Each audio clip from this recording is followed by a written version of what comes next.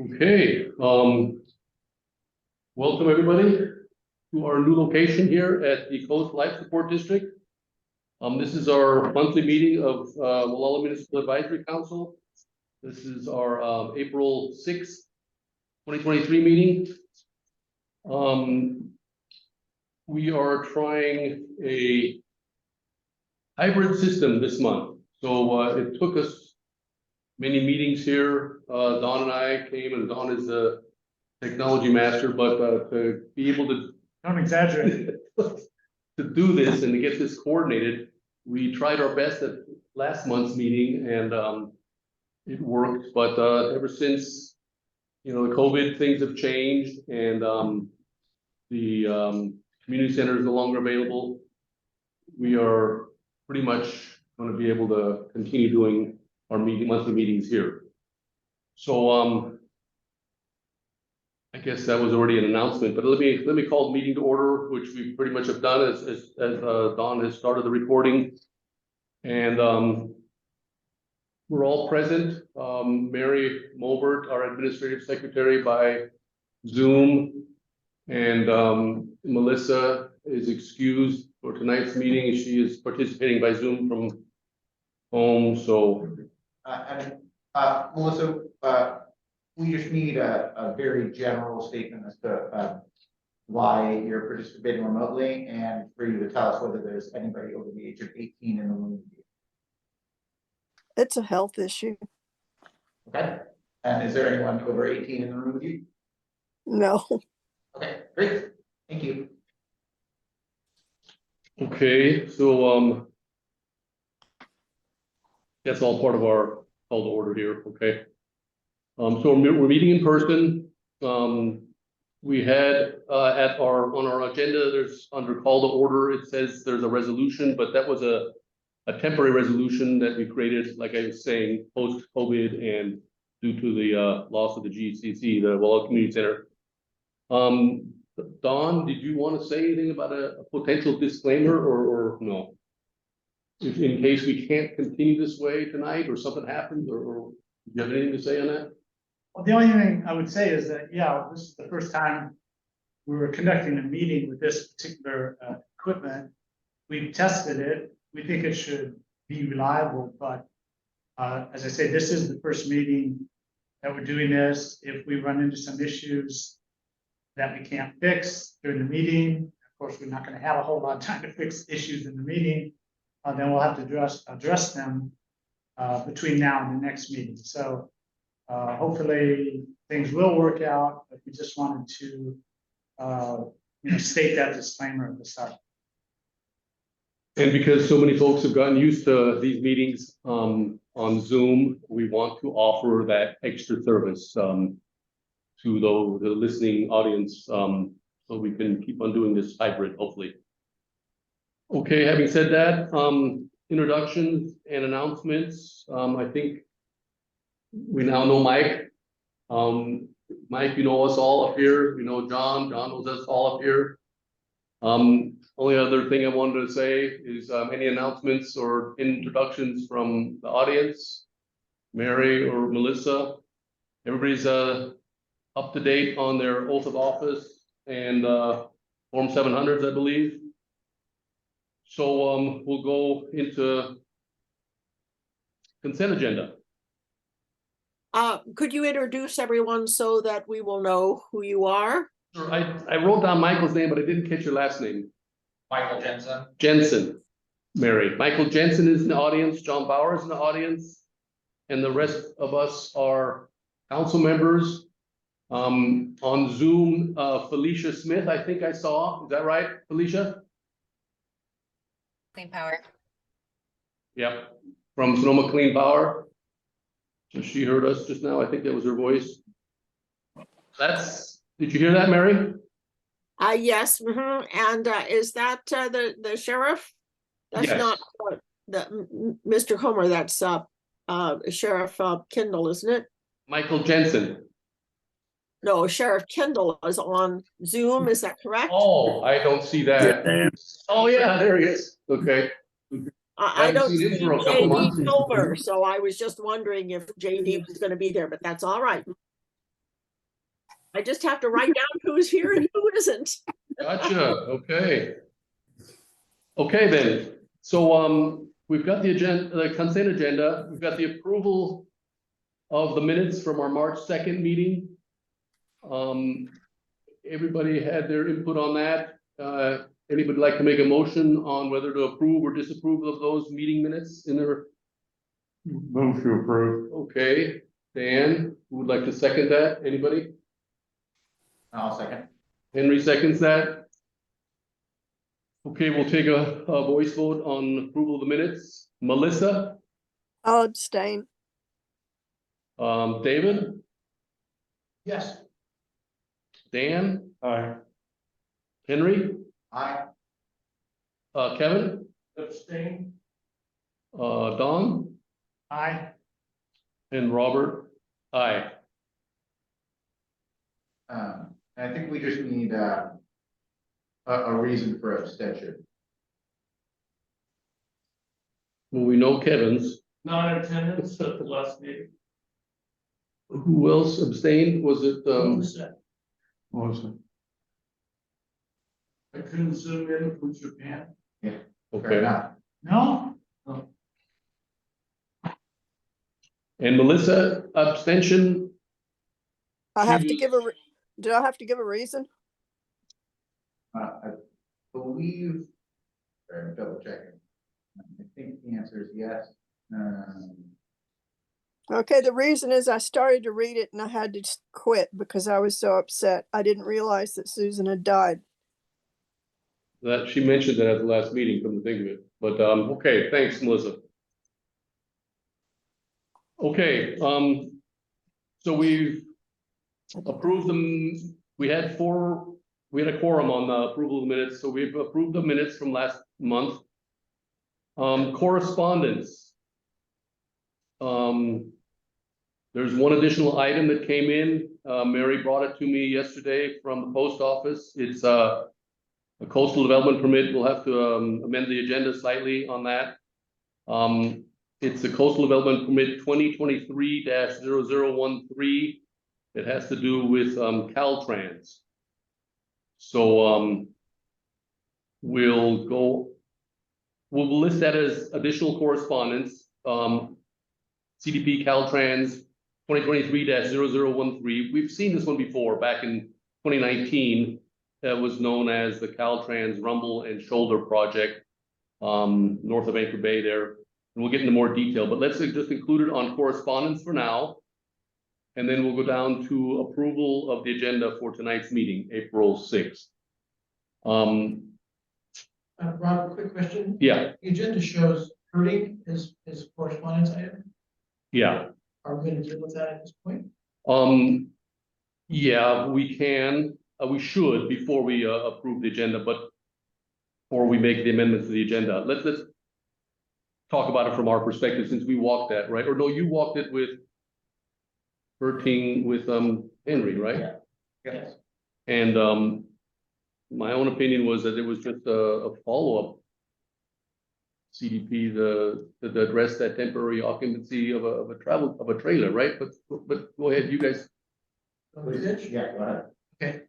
At the last council meeting, we amended that proposal be approved with conditions. Mhm. I prepared the letter and sent it to county staff. They had that. This is a revised application submitted after we sent them our feedback.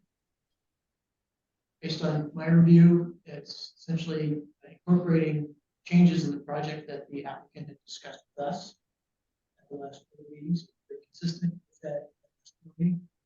The conditions that we are recommending are really procedural.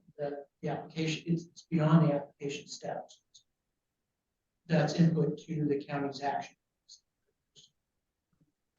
At this point, from my perspective, if there's anything else to add, Henry, would you prefer? I concur. Okay, so again, I corresponded with the county planner, who's eager to hear anything else that we have to say, but nothing else is also okay. So this council, say anything else? we're good to go. Okay. Good. So then, I mean, it was a procedural thing is all. Correct. Okay. Then let's go on to item 3C, and that is the approval of the agenda. I already mentioned one item that I think we should amend, and that is including the old or the CDP Caltrans CDP that came in, so we can assign it under item 8.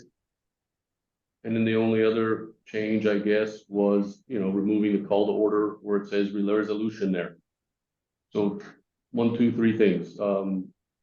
Since we're meeting in person, we don't need that resolution approving temporary continuation of teleconference meetings on gualalamac.org, although we're going to continue offering the Zoom, right? As a hybrid approach, yeah. As a hybrid approach, but we don't need that statement there anymore. Just a moment, if I could. I Sure. apologize. Brown Act requirements that are presently enforced require this body to meet physically, where the public can see us and witness the discussion. If any members are to meet remotely, those locations have to be made accessible to the public, so we can attend at those locations, with few exceptions. Presently, we are in an exceptional condition. The number of exceptions that can be granted per individual member are limited. It's limited to 2. So to be clear about where we're going in the future, Zoom hybrid is to enable the public to attend at its convenience through teleconferencing. Zoom hybrid is not furnished normal business by members of this entity. Yes, that's. And then correct. let's let Henry go into further detail on that when we get down to 7J. Yeah. But in the context of the resolution approving temporary continuation, clear that we are now no longer operating under that temporary resolution. Right, that's, We don't have that as Yeah. so I'll stop it. Yeah, but by all means, talk about that. Okay. so do you all agree with the amendment of dropping that from that location on our agenda in the future? I think that the agenda should reflect that the public has an option to attend physically as shown on the header of the agenda, Right, and that we are prepared technologically to offer a conference option. And I think that the way the agenda reflects that is accurate. I think we can strip out the first item. right. This and so. Everything above that, David, is clear. The resolution approving. Right, that's what I'm trying to get through, right? Okay. So that's the amendment along with the CDP that we received in the correspondence, and it's also, we're gonna address it at number 8 under permit review assignments. So with those amended changes, can we have a motion on our amended agenda for tonight? To approve it? I move to approve the agenda for April 6th. Okay, Don, Second. Don and David. Okay, a vote on that. Melissa, Aye. David? Aye. Dan? Aye. Henry? Aye. Kevin? Aye. Don? Aye. And Robert? Aye. Okay, thanks. I have a question, if you don't mind. Hang on a second, Don. You can have input now under public input if you'd like.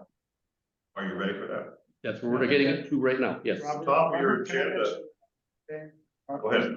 So that everybody understands this. We have this room until 9 o'clock. That's it. So we need to, move things along in the course of the meeting. Which I've got little time slots here for everything. I'm Okay. trying to watch that. Okay, But no. great. 3 minutes he's got for sure. Go ahead, Don. So, on the agenda. Yeah. Your name is there on the top as expiring on 3/19/23, which Correct. means you can't be chair right now, you can't be a member of GMAC. I've taken my oath, John, as I addressed earlier in the meeting. I was appointed again by the Board of Supervisors, so I think I'm in the clear.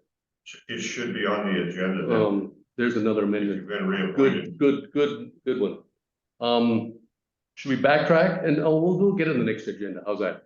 Okay. Well, thanks for bringing that up. That's a positive thing.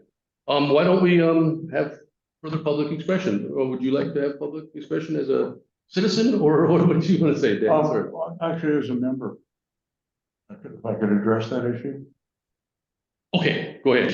Even though- That's in the letterhead, not in the agenda. Oh. What you noted was in the letterhead. Yeah, It's but part of the letterhead. Agenda begins I below want that. everyone to know Yeah, who's on the no, agenda, who's here and who's not yeah. part of the agenda. 23, so Thank you, John. 25, 26, 27 it should be. Mary, I guess you're hearing that, right?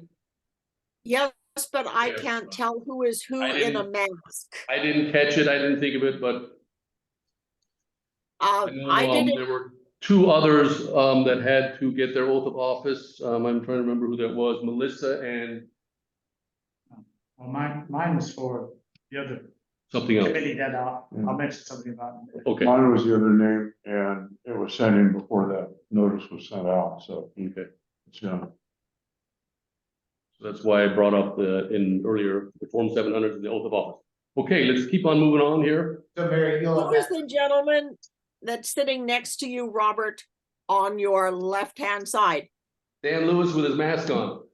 Okay, and then Mr. Spackus next, or is that Mr.? Mr. Mayor, Henry Mayor. It's Henry. You guys put a name tag up front, be great. Yeah, we Yeah. used to Good do Is that. that Mr. Myers? We're getting back into our old routine here. We gotta have our Name tags. name tags, I can't tell the difference with the mask on. understand, I know what that it's all about, but no, these little details that we'll get going on again. But Mary, you'll amend the letterhead, for Robert's expiration date? Yes, and I didn't catch what that date was. I'm sorry. It'll be 27. 27, okay. It's still March 19th, 2027? Yeah. Okay, do we have any other public input on non-agenda items tonight? Go ahead, John. A minor one, and I'm sorry it occurred, but you and I had a discussion Tuesday evening behind the ball field Mm-hmm. where you were on our property. Couple ladies that were there saw something they felt was inappropriate. And I don't want to go through every detail of what it was, but they felt it was inappropriate, and I don't know why it happened, but you might call those ladies who were there, if you know who they are, I don't. and explain possibly what happened. Do you know who they are? I think Amani's wife was there, and I think another lady was there. They were real concerned about what their kids saw, Mm-hmm. and hopefully that doesn't happen again. Okay. I, just for the group's information, if you guys want to look at something on our property, try to give me a call. Don't just walk out there on the property and snoop around. Some of that activity has occurred in other parcels, and people are starting to feel the GMAC's not doing its job, that it's being a little too free with what they're doing and not necessarily looking at the public's real needs here. So again, this is just kind of my little public expression, and I don't want it to go any further with me because I don't need this kind of stuff. The other thing that I planned on discussing tonight was last meeting was the first one that you guys had open to us in the public, where we could come and face you and talk about things that were important to us. And I spoke about the loss of parking downtown, and I wondered if you guys had a chance to think about what you might do to help alleviate some of those parking losses in our new streetscape now that you're presenting them tonight. So we could talk about it during the streetscape if you'd like. Yeah, that's kind of specific to the streetscape, John, so. Any other public expression this evening? I have something to say. Sure. This is just an announcement. It's not, has nothing to do with anything that's on the agenda, but I just want the council to know that I've been appointed to the Mendocino County Climate Action Advisory Committee. So I will be a member of that committee going forward. We just meet quarterly, so shouldn't interfere with my work on the GMAC. The only downside is the meetings, of course, have to be in person. And they're usually in Ukiah or Willits or something like that. Well, fortunately, they're in the middle of the day, so that'll work out. It's not going to be a burden for me.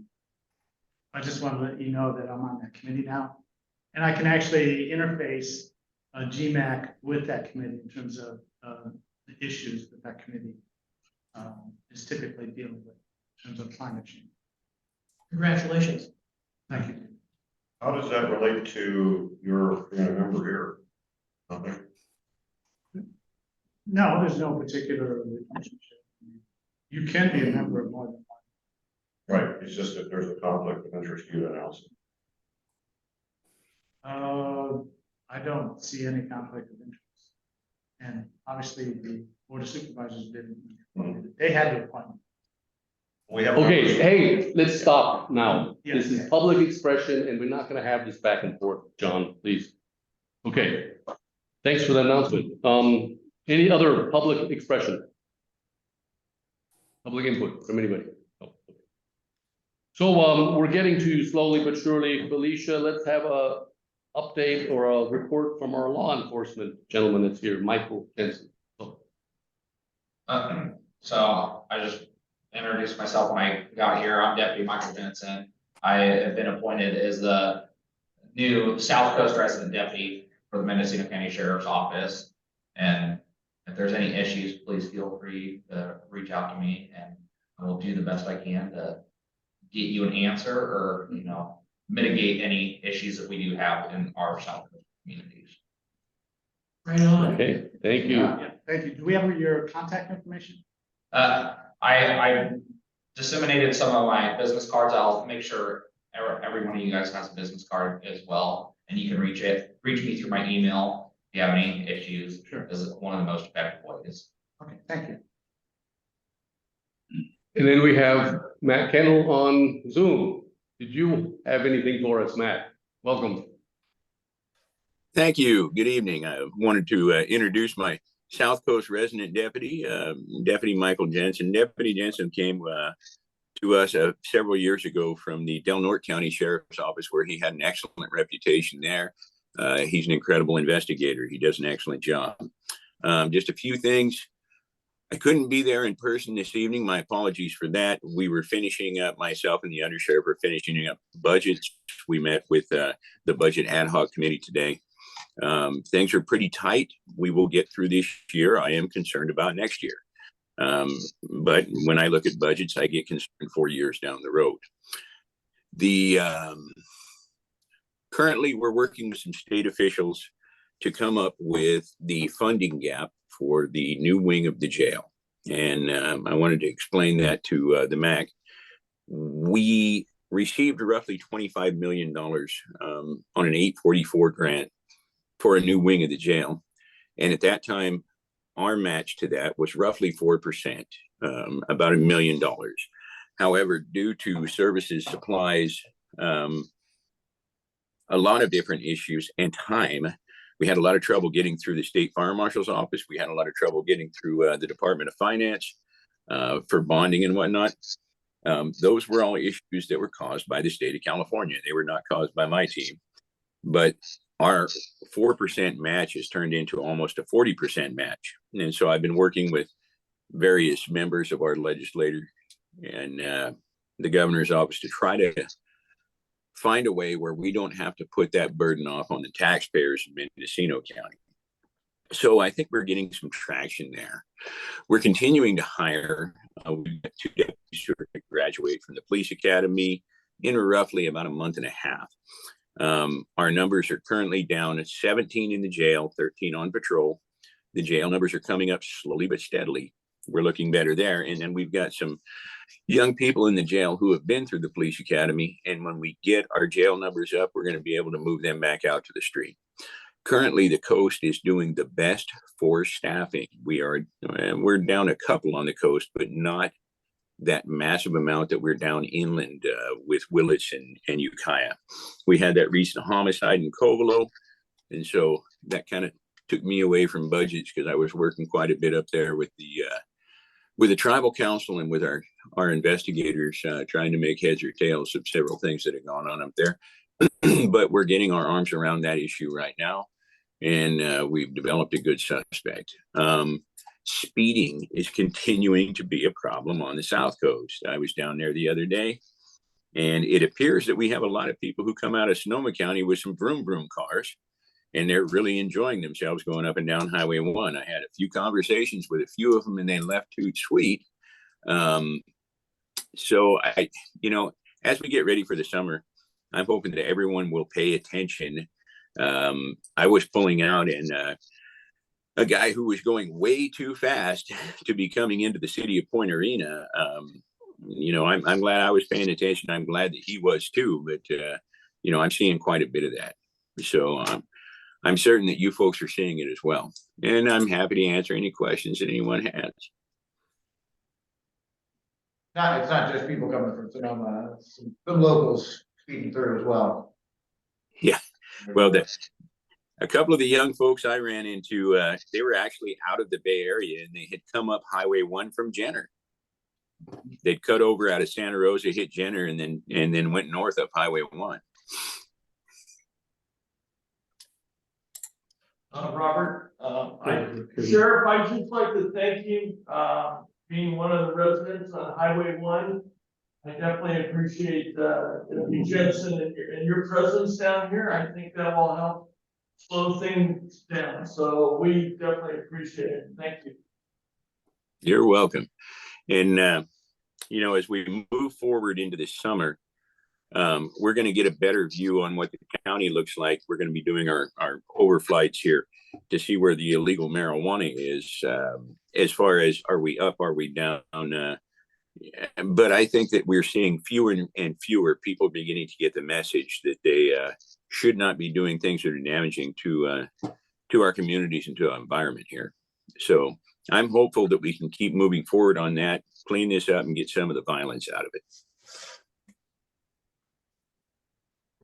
Okay, anybody else like to address the sheriff? Any questions? Okay, Matt and Michael, thank you very much for your reports. Thank you, Sheriff. All right, thank you. Have a good evening. Okay, Sheriff, you too. Okay, next we have a presentation from Felicia Smith. She's the program manager of Sonoma Clean Power. And she's been wanting to visit us here at our MAC meeting for quite a few months. So we got you on the agenda, Felicia. Welcome, and the floor is yours. Thank you. Thank you so much. And I sincerely apologize that I'm not there in person. It was very much my intention, but scheduling just didn't work out. So hopefully you all will invite me back sometime soon so I can spend the day in Gualala. So if it's possible, I'm going to share my screen to do a presentation. Really what prompted this was Sonoma Clean Power is really committed to continuously doing outreach to our customers. And I feel really adamantly that we should be coming to you instead of asking you all to come to us, so to speak, be it visiting our website and staying up on social media. Like, let's go to where people are to talk a little bit about some of the things that we have going on. And simultaneously, I think it's really helpful for us to hear, especially I've been really enjoying these MAC meetings of like what's important in your communities. So we can kind of take that back and like adjust course, some of the programs that we offer, some of the grant funding that we provide. So it's kind of like a two-way conversation. But for the purposes of tonight, I'm going to talk a little bit about who Sonoma Clean Power is, some of the programs that we offer, some of the things that we have going on, and then certainly invite any questions that you may have along the way. And some of this might be of interest to you, some you might already know, and some of it could just not be of interest to you, and that's totally fine too. So with that, I'm going to share my screen. Can you all see this? We sure can. There we go. Awesome. So to start, I think it's really understandable for people to ask the question of like, who is Sonoma Clean Power and what is this extra charge that I see on my PG&E utility bill each and every month? And so this graphic does a good job of describing the two components of electricity and our grid. The first being generation, which is what Sonoma Clean Power does. We produce all of the power on behalf of Mendocino and Sonoma County. That power that we produce, that we generate, is then sent through the delivery system, which is your really large transmission lines, distribution, down to the meter level at your home. And all of the delivery is handled by PG&E. So that kind of distinguishes the roles between the two entities. If I'll show you a sample of the bill in a second. If you didn't take generation from Sonoma Clean Power, you would pay PG&E for it. So it's really not an additional charge. The question is, which entity do you want to produce power for you? Which brings me to Power with a Purpose. A little bit about Sonoma Clean Power. We do have a board of directors and a community advisory committee. On our board of directors, we have a representative from the County of Mendocino supervisors, as well as one seat for a council member in one of the incorporated cities. This year it is Matt Strong out of Willits, but it rotates between the incorporated cities. We are the default service provider. So when you start an electricity account, you're automatically enrolled in Sonoma Clean Power, but there is a mechanism to opt out. We are self-funded through revenue. It's no tax dollars. And I think there might be some kind of misunderstandings about that. And we provide many offers and incentives that I'll highlight a couple towards the end. Here's a snapshot of our service territory, a region that you all are pretty familiar with. We joined the County of Mendocino and the incorporated cities joined Sonoma Clean Power in 2017. I promise you there was some real conversations about the name Sonoma Clean Power operating in Mendocino, but I think it was Snow-Mendo just didn't really ring well. So we do apologize and realize that that's like a little funky. And then certainly the city of Ukiah, if you're familiar, is a publicly owned utility, as is Healdsburg, so we don't provide service to them. So our mission, I said like you can take power from PG and you can accept generation from PG&E or Sonoma Clean Power, and I think it's helpful to know why we distinguish ourselves and not to knock PG&E per se. Our main claim to fame is we're really trying to provide low carbon electricity that utilizes the most amount of renewables. Our mission is to turn the tide on the climate crisis. So that's kind of at the root of everything that we do, as well as reacting and responding to local needs. So because we are a nonprofit governmental entity, any additional revenue, quote unquote, profit that we generate is reinvested. And that could be in the form of, we provide scholarships to students. We have a pretty cool grant program going on right now that's looking at enhancing green jobs and environmental education.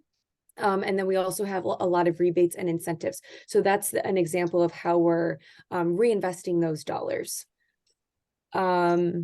and certainly trying to provide competitive rates. And I'm really happy to announce that in calendar year 2023, our generation rates are held at 5% below PG&E's.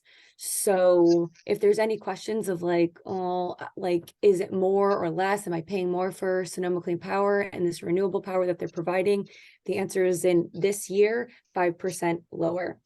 Now keep in mind, generation is only one part of your bill.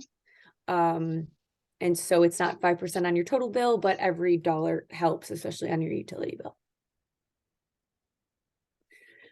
So our standard electricity offering, we have two products. The first is called Clean Start. It's the standard. And when you are enrolled with SCP, you are signed up for the Clean Start, which is made up of 50% renewable power and 91% carbon free. And the reason those are different numbers and have different nomenclature is the state of California does not recognize large hydro as renewable power. It's carbon free, but it's not renewable. In their minds, it's altering the ecosystem. And so it's out of the realm of renewable. So that's why you've got those two different distinguishers.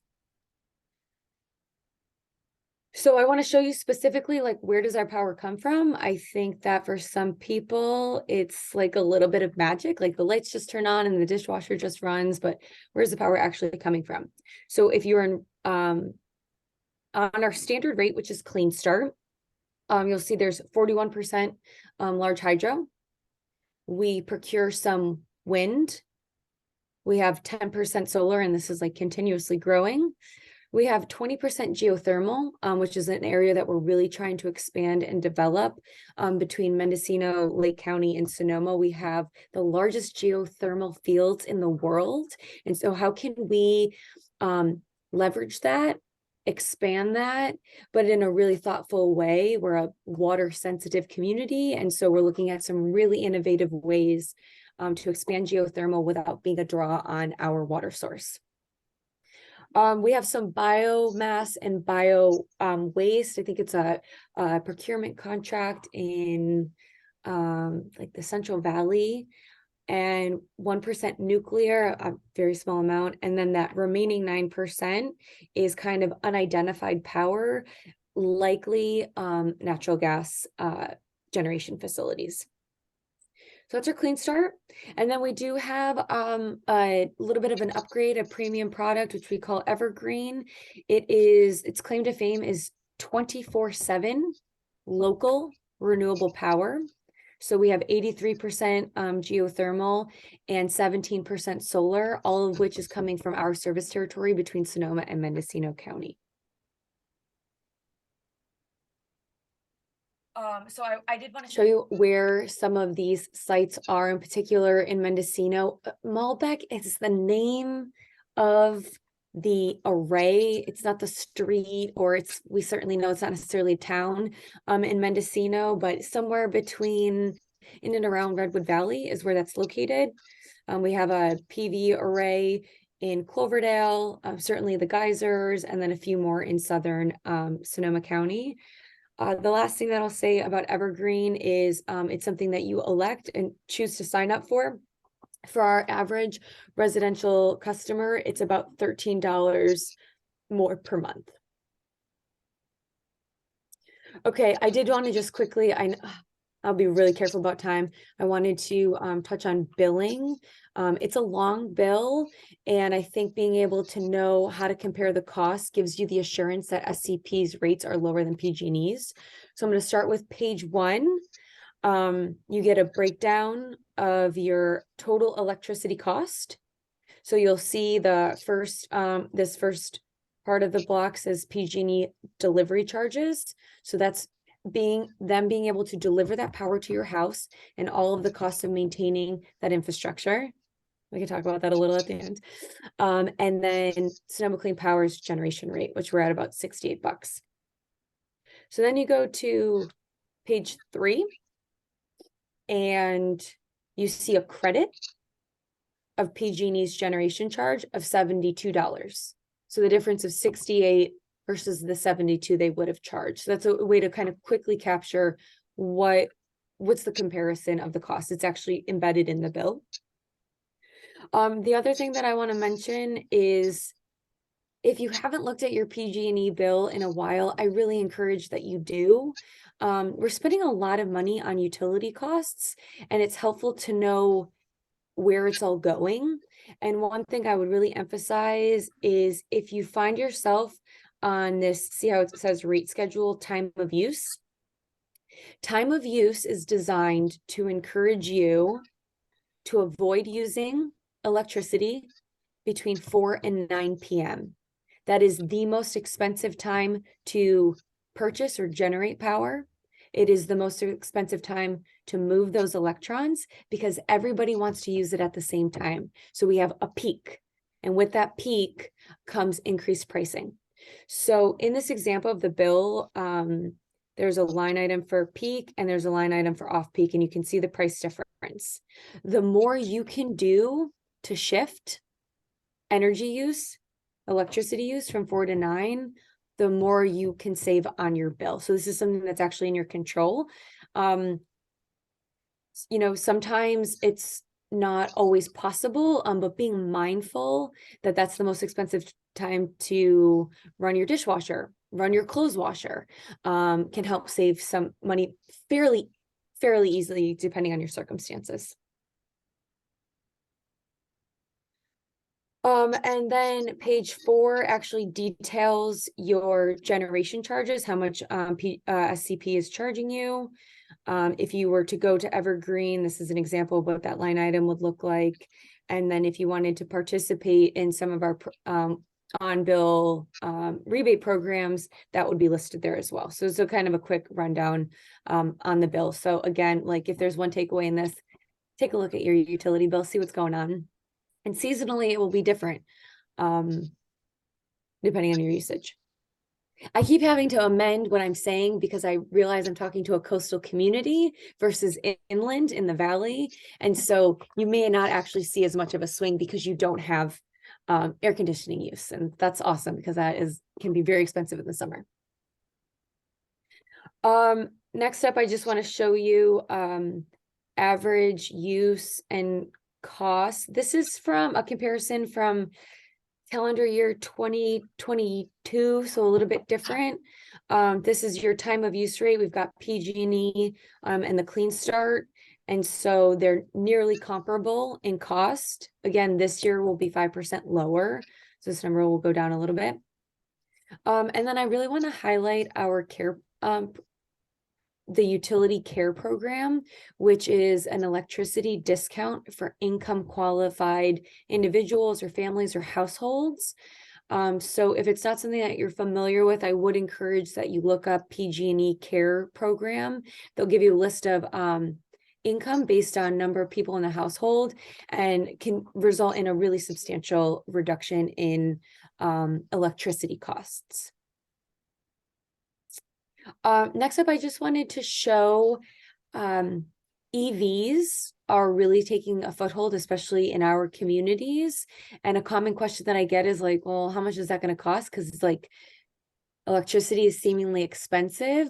But when you look at it compared to gas, it's a lot less expensive. And so what I want to show you here is, this is a comparison of what's called an EV rate, which gives you some discounted electricity during certain charging times, and it is designed to better accommodate EV users. So we've got the PG&E is $258, SCP is $257. The previous slide showed $150. So the difference is between a regular time of use customer or non-EV driver and an EV customer is $100 a month. And that's an average, and there's a lot of variables. How often you drive your EV will impact these averages. But compared to what I'm paying right now in gas, $100 has sounded really good. And then again, the comparison for the care customers dramatically, well, the previous slide was about $85 versus jumping up to the 150. Before I go on to offers incentives, does anyone have any questions so far about billing, generation? Where does my power come from? Why is it so dang expensive? We're good. Yes.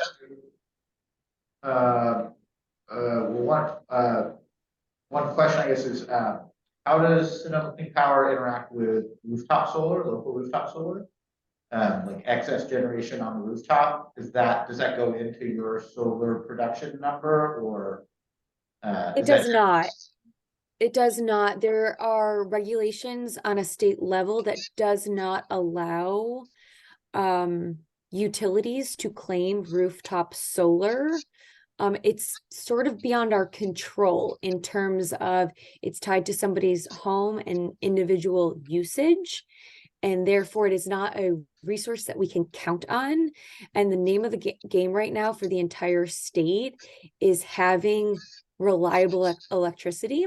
And so there's a lot of requirements about utilities have to match through procurement, through generation, match their projected demands, and then they have to have a little bit more because things are variable and there's peaks that are unanticipated. We had that significant heat storm over Labor Day weekend and usage spiked. And so as a result of the essential planning and reliability necessity for the state, rooftop solar is not part of Sonoma Clean Power's resource portfolio. We do, however, have a surplus generation rate that's about a penny more than PG&E's. There are some pretty substantial overhauls of what that surplus is going to look like, but SCP will always be a more lucrative as a solar customer than PG&E's surplus rate. So we're committed to that, but there are some changes coming down the pike for that. Thanks. And then just one comment as well. You were highlighting that energy use between 4 and 9 is more expensive. I assume that is also, correct me if I'm wrong, that's also likely to be the dirtiest energy that you use. So I would imagine the 9% that's not carbon free is dominated by that peak timeline. That's exactly right. Is really trying to get folks. We have a kind of a cool program that sort of sophisticated in that we're trying to get people to better utilize all of the solar that we generate during the day, as opposed to when they come home at night and solar starts dropping and then peaker plants start going up. And this is where a lot of our emissions are. And it's where a lot of the costs are. So anything that we can do to really utilize that daytime solar could actually result in in the long run, some pretty substantial savings all around on electricity. It's not quite there yet. We're trying. Thank you. Yeah. Okay. Yeah. Alicia, you were mentioning how geothermal is a big portion of the energy that you're able to produce, right? Yeah, I can go back to the slide. I think I'm just curious because years ago, I recall in Santa Rosa, they did a major upgrade, or they were looking for a place to take treated wastewater. And I recall the big pipeline was built to go to the geothermal fields up there in the geysers.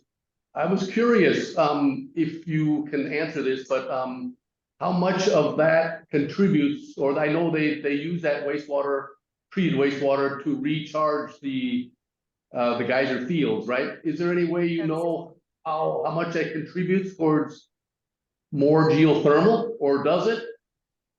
it absolutely contributes to the existing sites that are producing geothermal. The issue that they're running into is that treated effluent water is contractually committed to Calpine, who operates the geothermal plant. However, when we're in the throes of a drought, one, that treated wastewater is looking really good for agriculture. And two, as people are cinching their belts, so to speak, in their households and trying to save water, they're seeing a reduced amount that's going up to the geysers. And so they are using treated wastewater. The supply can fluctuate depending on the presence of drought. And there's some questions, and I don't know of the right or wrong answer, but is that the best and highest use for that treated water, especially when we're in the throes of a really bad drought? But it does affect the geothermal production, I would think, right? It does, yeah. So basically they're dumping that effluence into the geothermal sites that produces steam and therefore turns the turbine. So it's imperative to its functionality. Thank you. Yeah. Anybody else Okay. have questions? Yeah, sorry, one more, so it's 91% carbon free right now and 49% renewable. Are there expectations for over the next 5, 10, 20 years, what those numbers will look like? Yeah, the state of California has what's called a renewable portfolio standard. So it is a requirement statewide for all electricity providers. Calendar year 2023, the state has to be at 60% renewable. It is always our efforts to exceed those requirements. And so likely we will be 60% before 2030. And then the end goal for the state is 2045 carbon-free electricity. Not necessarily renewable because they're allowing for large hydro. Yeah. Thanks. Cool. I'm going to tick through offers and incentives really, really quickly. One of our focuses is creating high efficiency electric buildings to ensure that we're not dependent on propane or natural gas as one mechanism to reduce our community-wide greenhouse gas emissions. And in order to do that, again, high efficiency electric, so not electric resistance that's just throwing heat, but really utilizing efficient heat pump heating and cooling equipment. They're quite common throughout the country. It's not as prevalent in California, but I'll point to the fact that we have a rebate of $3,000 if you install a heat pump HVAC system, and there's even more substantial rebates coming from the federal government for income qualified people. Similarly, moving people away from fossil fuel based water heating equipment and moving to a heat pump water heater, which is 3 times more efficient. The way heat pumps work is it's basically transferring residual heat from ambient air and then dumping it into, in this instance, a tanked water heater. We have a rebate of $3,100. There's so many state and local and federal rebates coming down the line for heat pump water heaters. And I want to pause here because we've had a couple of inquiries from your region of between the Sonoma and Mendocino coast. And I am having a really, really hard time finding installers and contractors that operate in those areas. And so if it's possible at the end of the meeting, if there's any local plumbers, HVAC technicians that have come out to your house or a buddy that you know, any leads on this would be really helpful because we want to support the customers that are trying to make these transitions in their home and access these rebates. But we're having a hard time pairing them up with contractors. So it's a cry for help on that front. Lastly, on this, some of these systems, a new heating and cooling system or just heating alone can be rather expensive. And so one tool that we have available is 0% interest financing up to $10,000. And so what SCP will do is basically provide you a loan. We'll pay the contractor directly up to $10,000 and then take that loan amount and cascade it anywhere between 5 and 10 years on your utility bill. So you can take a project like a heat pump water heater that might cost $6,000 or $7,000, finance it and pay it back over time, because not everyone has $7,000 readily available for a water heater.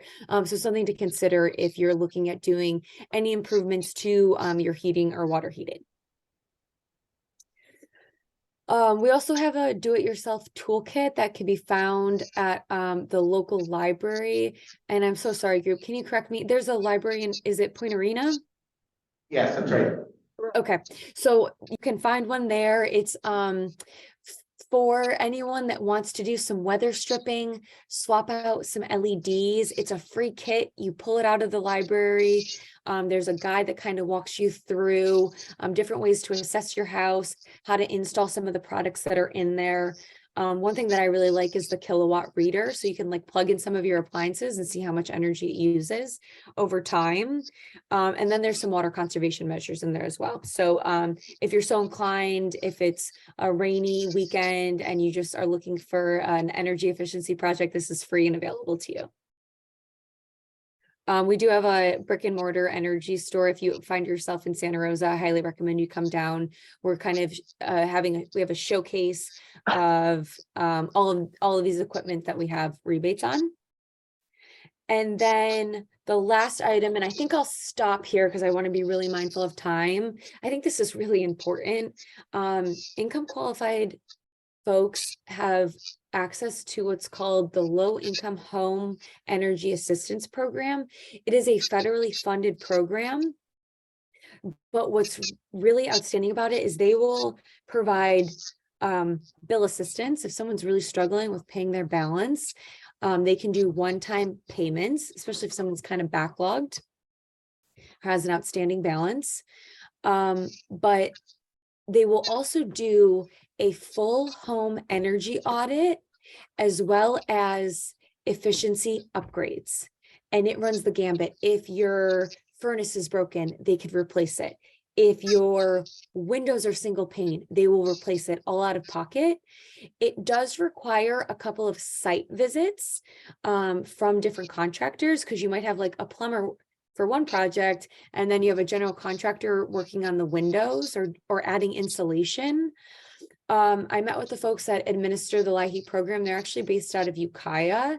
And what they were saying is there's some hesitation around allowing government people into their homes, but this is an outstanding program for those that are qualified to have some pretty substantial improvements that can help reduce their bill burden. And so and it's touchy because you don't want to just like ask people about their income status, but if you know of anyone that might fall in and around or could use some support, just mentioning that they look into the LIHEAP as well as the CARE program. There's a lot of assistance out there, and we want to make sure that the people that need it are accessing it and are first and foremost aware of it. With that, I'm going to spare you our goals around reducing peak electricity, but I really appreciated the question of like, how do we better pair our demand with everyday solar that's sitting on people's roofs and throughout our state. So with that, I'm happy to answer any questions. I have a question. Felicia, are you familiar with PG&E's virtual power plant program, whereby PG&E buys stored energy that are in your batteries at peak demand hours? And is Sonoma Clean Power involved with that at all? We're not involved with it because, again, each utility is responsible for covering their forecasted demand. However, you're going to see more and more of this, and SCP is starting to look at how we can work in this space. So yeah, if you have energy storage currently or are considering it, there will be ways to monetize that asset and share the wealth, so to speak, with the grid and get paid to do so. But in the meantime, if you don't have that, simply avoiding using electricity at that time will also result in a savings. Thank you. Yeah. Yeah. Anybody else? John Bauer in the audience? Yeah, some years back, I think maybe 4 or 5, I remember applying through a group to try to get EV charging stations at a couple of our facilities in town. One was a Chevron station, the other was Seacliff. And we did this through Sonoma Clean Power, and nothing happened. And finally, I got a response, oh, we don't do Mendocino County, even though we're paying for power through Sonoma Clean Power. I didn't understand why we weren't part of the group that could find these EV charging station benefits. And Felicia, that was the Cal EVIP program that SCP managed, I think a year or two ago it came out. And yeah, my understanding was that was for Sonoma and Mendocino counties both. Yeah, I'm really glad you brought this up. I am looking at the web page as we speak. It does say Mendocino and Sonoma County. My understanding is when Cal EVIP came out, they had some really specific criteria. Nonetheless, I was just sitting in a meeting with the program manager that runs this. They're trying desperately to spend the funds. And so they've kind of eliminated a lot of the really specific criteria. And so I'm wondering if there's a way to re-engage, because we still have Cal EVIP funding. We would love to see chargers get installed. And whatever the discrepancy that once existed likely does not exist anymore. It is available to Mendocino County. And I would imagine that the program manager would move heaven and earth to get some of those funds to you. Felicia, who can we contact for more information about that? Yeah, his name is Brant Arthur, and I'm wondering if through the chair, I have Robert's email. Maybe I can set up an introduction and that could be forwarded on, or I can put Brant's contact information in the chat, but not everyone would have access to that. So you tell me what's preferred. Yeah, if you could provide that information to Robert, the chairperson, then he could get. Pass it on. That'd be great. Thank you. Great, yeah, I would love to see some movement on that, and Brant would be ecstatic to revive that project. I know, yeah, I had applied for funding in a different position, and I also I heard nothing for it felt like a year. So I totally hear you on that frustration. There's hope after all. Okay, any other questions, I guess? Alicia? All right, hearing none. Thank you very much for your presentation. Thanks All so right, much first for of having all- me. I really Okay. appreciate it. Thank you, Felicia. Thank you. Take care. Have a good evening. Okay. Thank you. Thanks for opening the door. It's scary. We're in a perfect place. Oh, yeah. For EV charging stations yet. We can't find a public spot. Dawn can't find it, but they're not putting money into little towns. Wait, while we're gonna talk about And it. Dawn's gonna talk about it at length, I'm sure. I hope you got help there. Okay, so We're looking. that concludes our presentation. We'll go on to number 7, council matters. Old business. Anybody? I don't have any old business. Anybody else? Okay, then let's go on to subtitle 1 here, Gualala Services Committee, the Gualala Parks Report. Kevin, Dan, and Henry. Well, what I'll do is I'll defer to Dan and Henry first, I've been away, but since they may have some up-to-date information, if not, I'd be happy to chime in.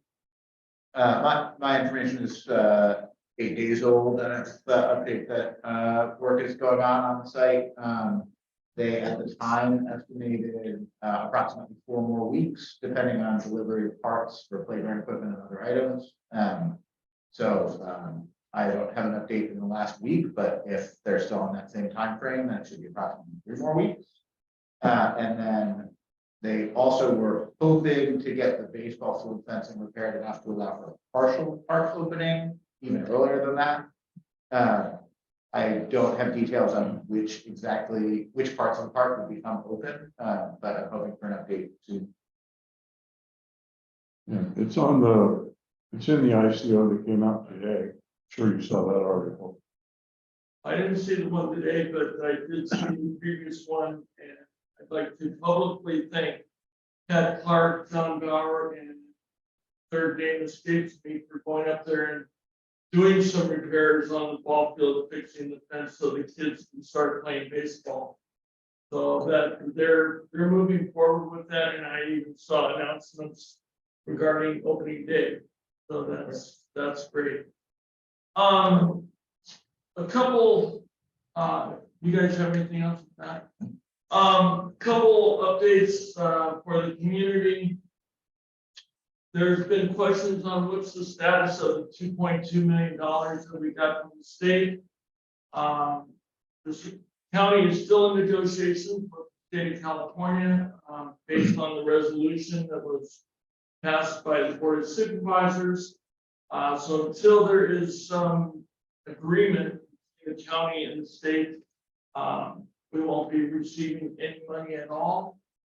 There's a couple sticking points in there that the county is going to need to address. And one is that the county has to come up with funds as well to complete all of the repairs in Bauer Park. So it's not the county uses the $2.2 million and then they walk away.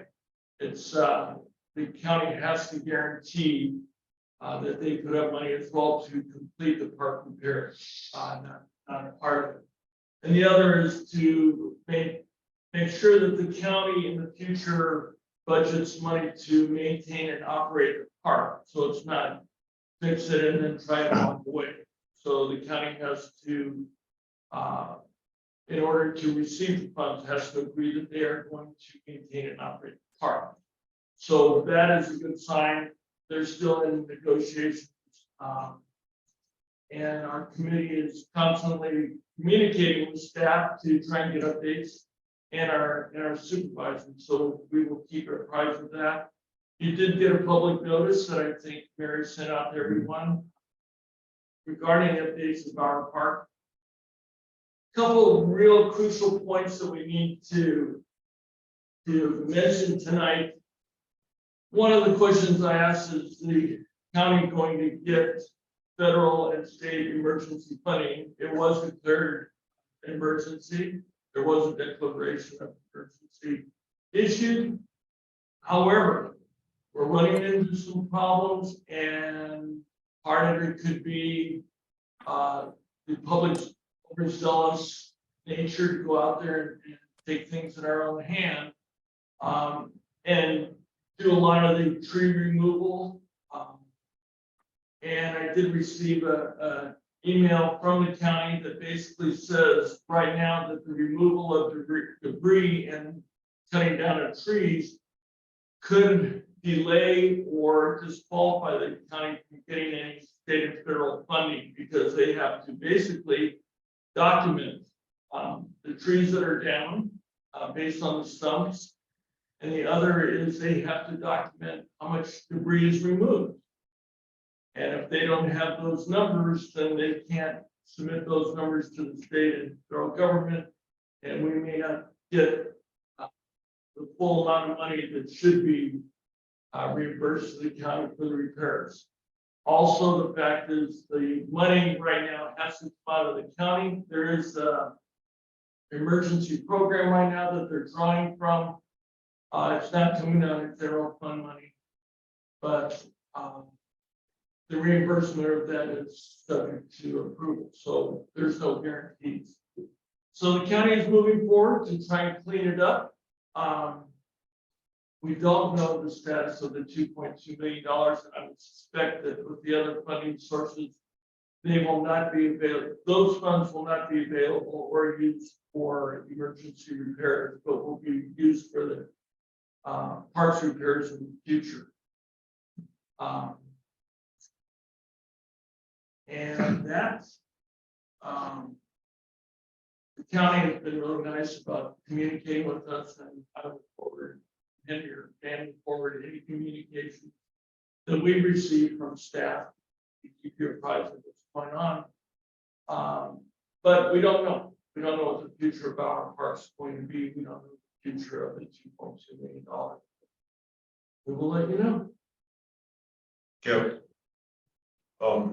I spoke with one of the operators up there today, half an hour or so. And they did a heck of a nice job cleaning up. And they've gone through a lot of the stumps that were there and ground them. But I think the county's a little bit out of sync here with what did happen in there when the public got in and worked some of that material over. It was stacked. No stumps were taken out that I know of. So if they really wanted to know how many trees were taken care of and stacked and ready for the contractor to get rid of, I think they could have done that rather than complaining that somebody stepped in there, because our people that did step in there felt that they were doing our park a lot of good, so to help it get going. And I know you guys feel that way too. So maybe you could kind of key in the county a little bit. Those could have all been easily counted if it was any question of how many, and the cleanup was tremendously easier by having them stacked in piles. So that kind of irked me. One of the other things I think that's going on is that there could be some funds available to take down some more trees. And I'm hoping that they can finish up most of the pine trees that are up there that are leaning, that are near some of the facilities, and plant some redwood trees. That's always been my attitude, is plant some nice redwood trees, trim them up, keep the ladder fuels down. And I think, our park will look a whole lot better.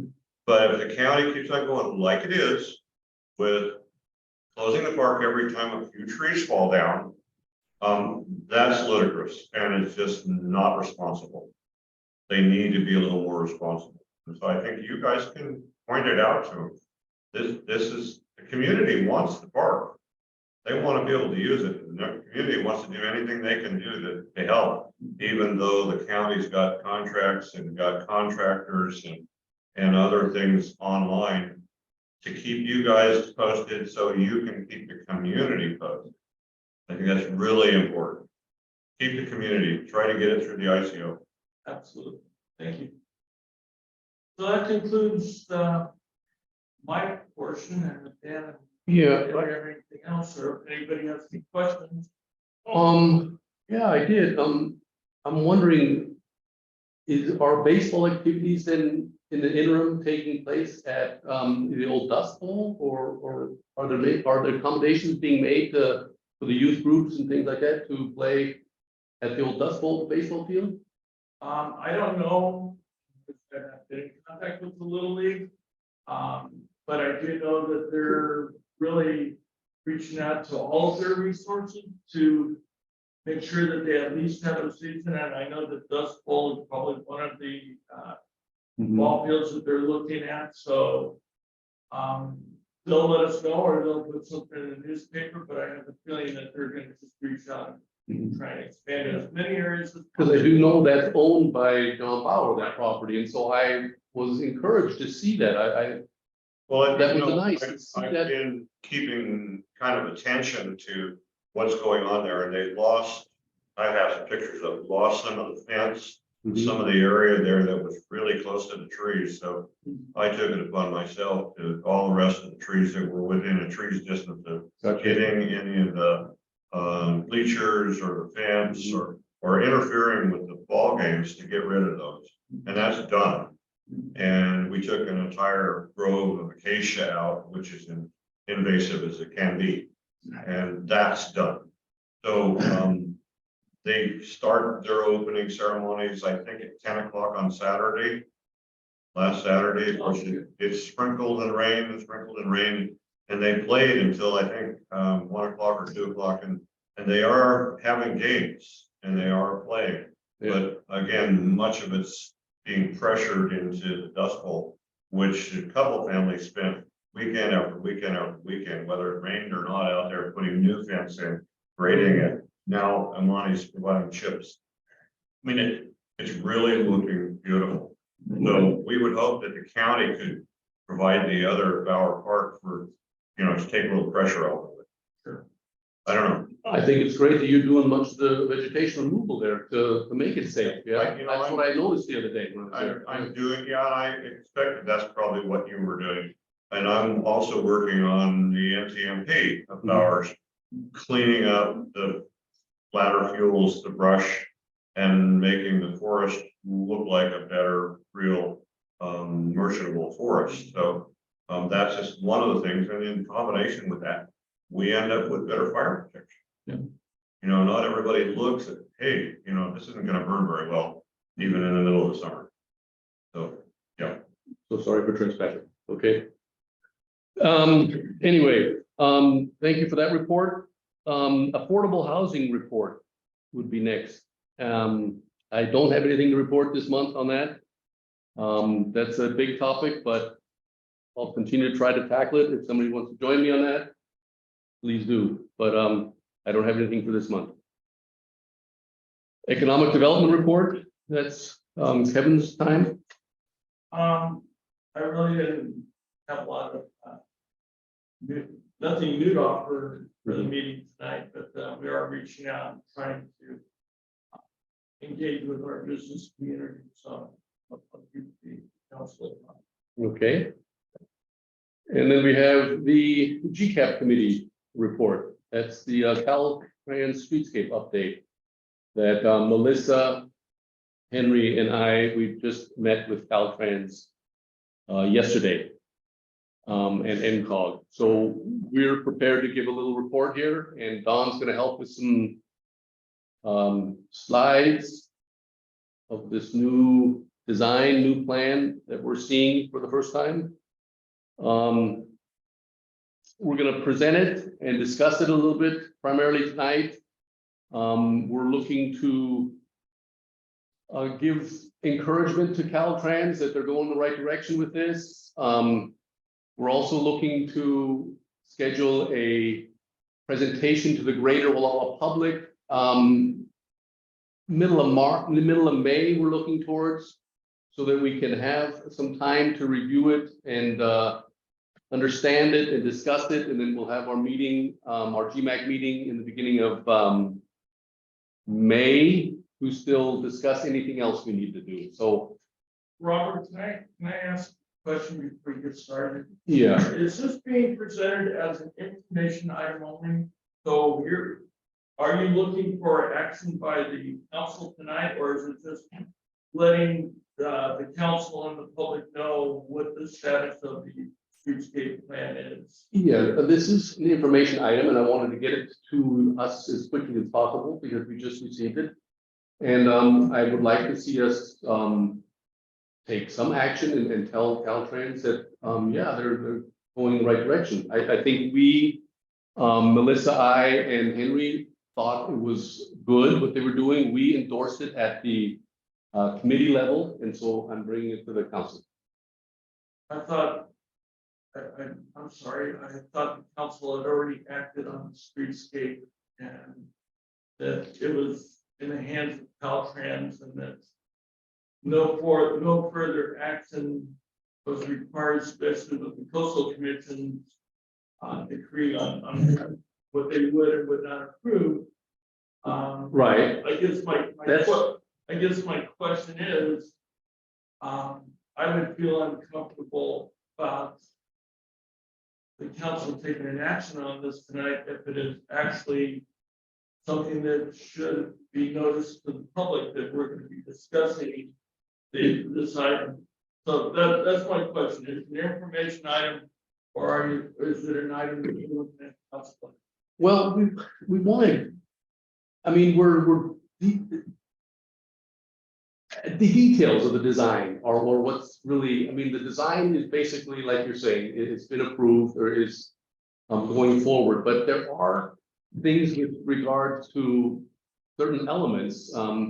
Henry, Melissa, chime in if you want, but like, for instance, that island there that's by the community center, these are little design elements that Caltrans is working on, and we've been meeting with them since December now, 3-4 times in our subcommittee level, and we're saying, yes, we think this would be nice for the community, or,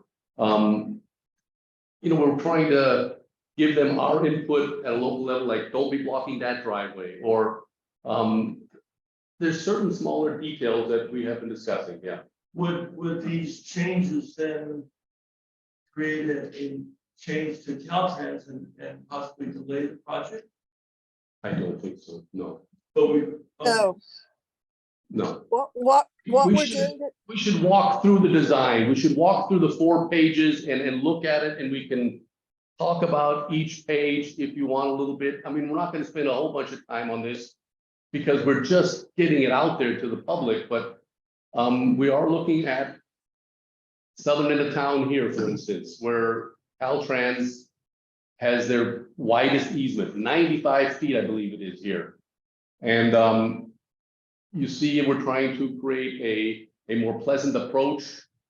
Caltrans is to the town of Gualala, and they've got that area to do a nice planting there in the beginning of town, especially on the east side there. And there were the vendors tend to be a lot. You'll see a strip of landscaping there.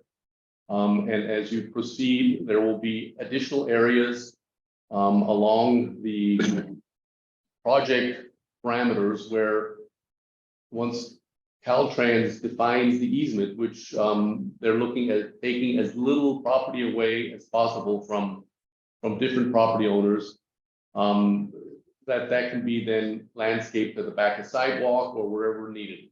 And that ties in then with what the Gualala town plan is seeking to do, which is to enhance and beautify and landscape our downtown more, make it more pleasant for locals and visitors alike. This is getting presented to the Gualala Community Center board. Not yet, not officially. This has just come out. Okay. Robert, Yes, I would like to say something.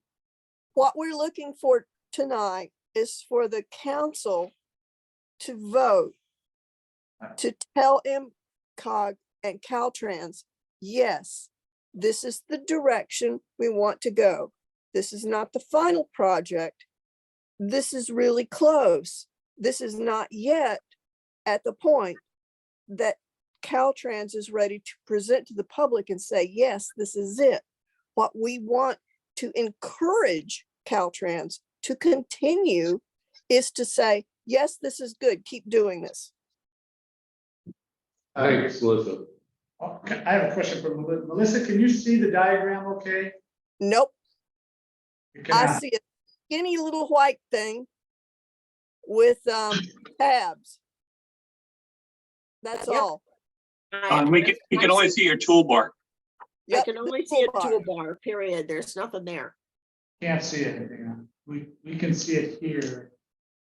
I'm just sharing the screen.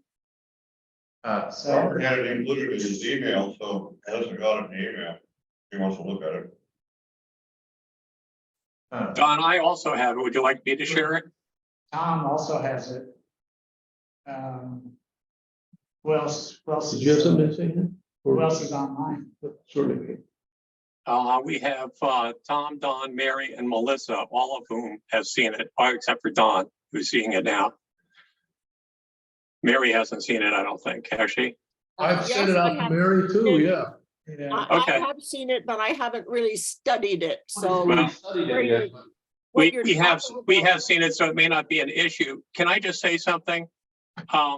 To explain why this is on, why you guys are, what Caltrans was hoping you'd do tonight.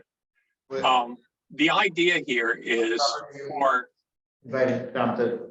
Let's, Tom, Is this a public comment or? hang on a second here, because we were trying to get it discussed here at the council level first, okay? I was just gonna say, they just want to get this out to the public so that you can start Right. reviewing it, but want a preliminary buy-in. And And they'll that's come what back I've to the been council in the next month. process of doing. I've been doing the process of getting that out since we had Okay. our No GCAP problem. meeting yesterday. So let's keep it at the council level first here. Go ahead. Yeah, I will say, so, You had said in your message that you were hoping for endorsement, but that did not get called out on the agenda.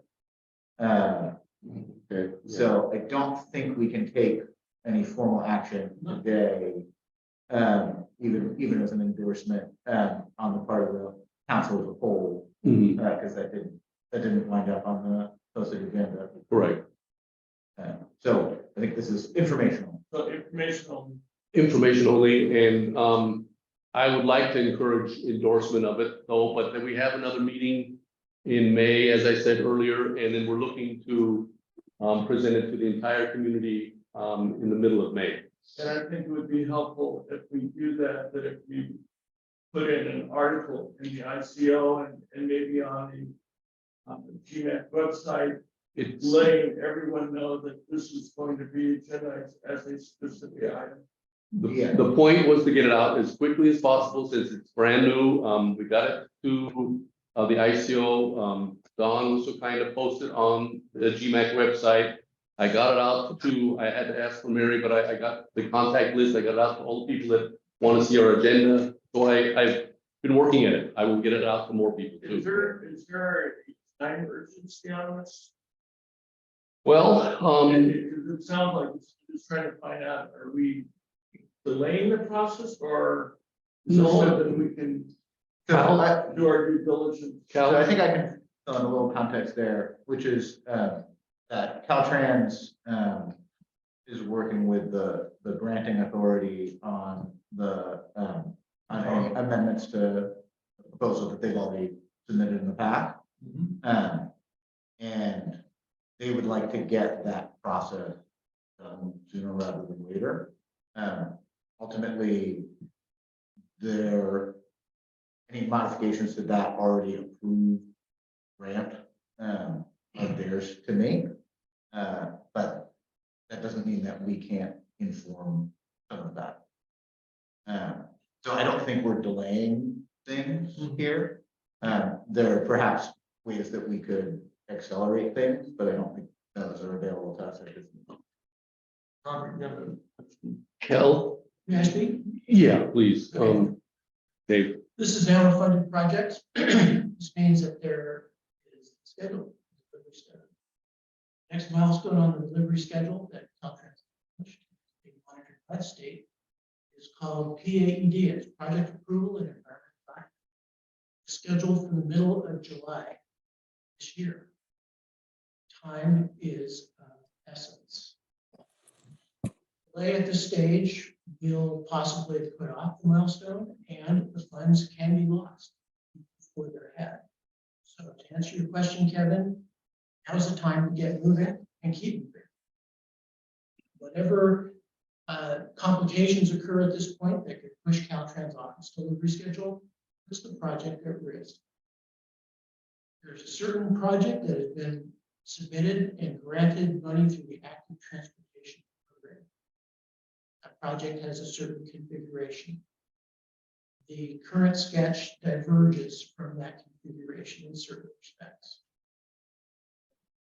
So I'm going to debate about with respects risk. Sure, we'll have further discussion on that. But to answer your question, time is of essence. So if GMAC wants to do something to head nod or head shake or whatever it's going to do in whatever format, May is the time to do it. May is also the time to present this to the community so that we can see the work in progress and have their reaction. It's also a very important time for talk to the communities there, talk to their stakeholders who are engaged. They're aware of that. They've got a lot to do.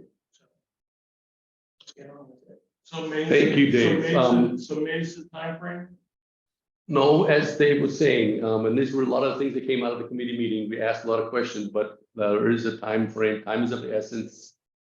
July, they have to have the environmental document project approval. That is the goal, and David so eloquently stated it all. I mean, that's what we're dealing with. Yeah. Right, so, but my question is, what is the vote tonight? There can be a vote. It's gonna be in May. I mean, I, in my enthusiasm about it, I said, we did in our subcommittee meeting, we said, Caltrans, this is looking the best it's ever looked, okay? Since we were almost there in 2019 with, the introduction of the environmental document. So here we are again, we're getting closer, and we, as a committee, gave our endorsement to continue, okay? So maybe I jumped the gun by stating this in my email, but I was anxious to get this out to everybody, and I'm still gonna get it out to as many people as I can, so that we are exposed to this wonderful document, okay?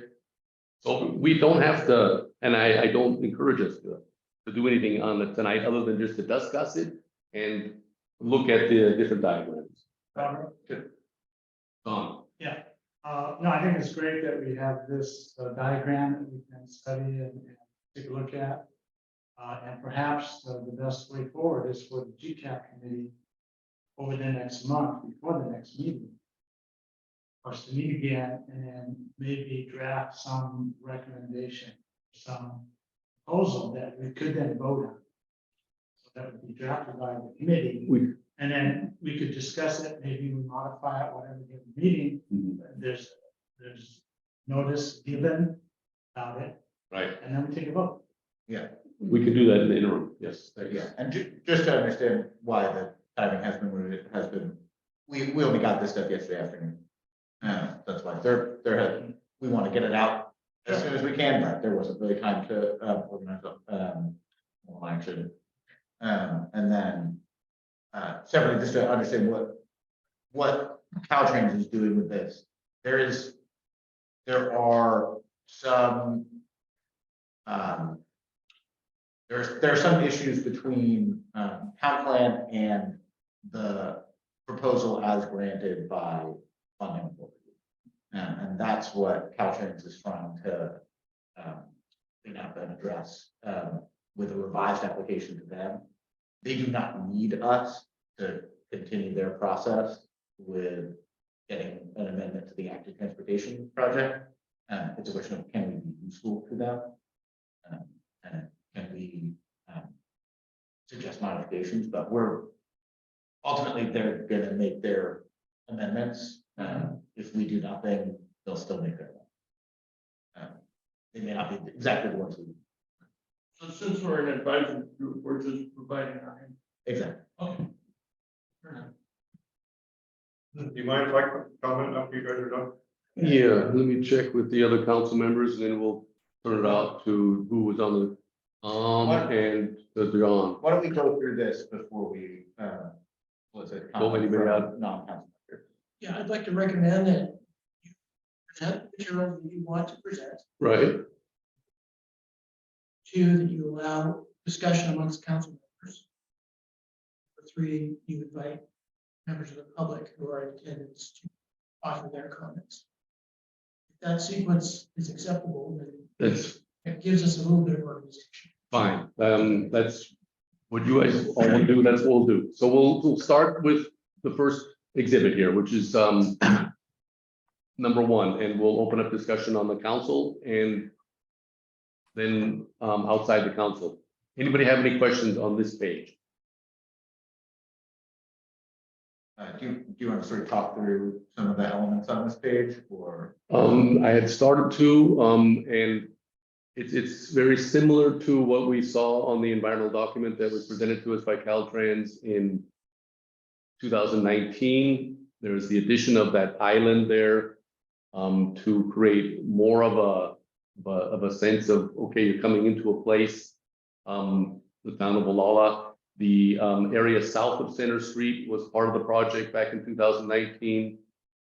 That we discussed, hopefully we could have more landscaping in that triangular area there.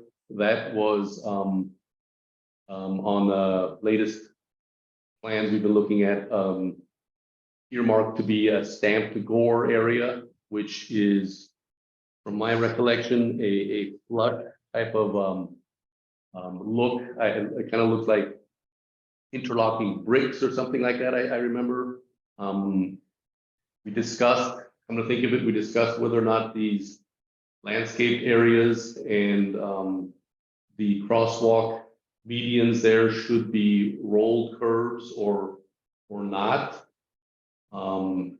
There was always a discussion in these last couple of committee meetings of whether or not we would be able to have landscaping within the islands, which many of us want to see. So that's those three elements within the middle lane at the community center. The rest is kind of self-explanatory. The easement goes to that orange line on the community center. And that's a meandering walkway, as many people have expressed their liking for over the decades. And interspersed is landscaping. Then you'll see the two driveways that go to the View Kitchen and the Breakers Hotel. You'll also see the Sunstrom Mall entry, egress driveway there with the crosswalk, and you'll see the entrance or the area where people can get to the Upper Crust Pizzeria fairly. You can see that there. And Go ahead. and they're working on possibility of landscaping in the islands on either side of that crosswalk, as well as some of the details about specifically how far those islands stretch. Right. And they have found out, I know this was an open question before, but that it is landscaping within the median is an option to pursue, but Caltrans may need an outside agency to maintain that landscaping, even if they would. That was gonna be my question. Oh, I'm sorry, Dan, go ahead. That triangle I'm seeing south of Center Street that's in, appears to be a meeting.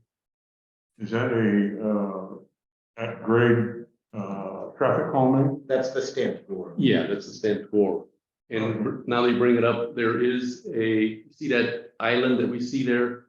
There is a way to make that more of a curvature on that westerly side of that triangle, so that when people leave Center Street and head south, that it's more of a natural turn going around there. That's another thing I forgot to mention. Yeah, they're still working on. So those are the exact dimensions, of these medians, and whether that stamped door is even within the project is still another question. Because anything south of Center Street is not in the original grant. So that's a modification that is being requested, and whether it comes through or not is a separate question. Yet in past iterations, it was shown, like even in the 2019, it was shown. So Yeah. there's still things to be dealt with.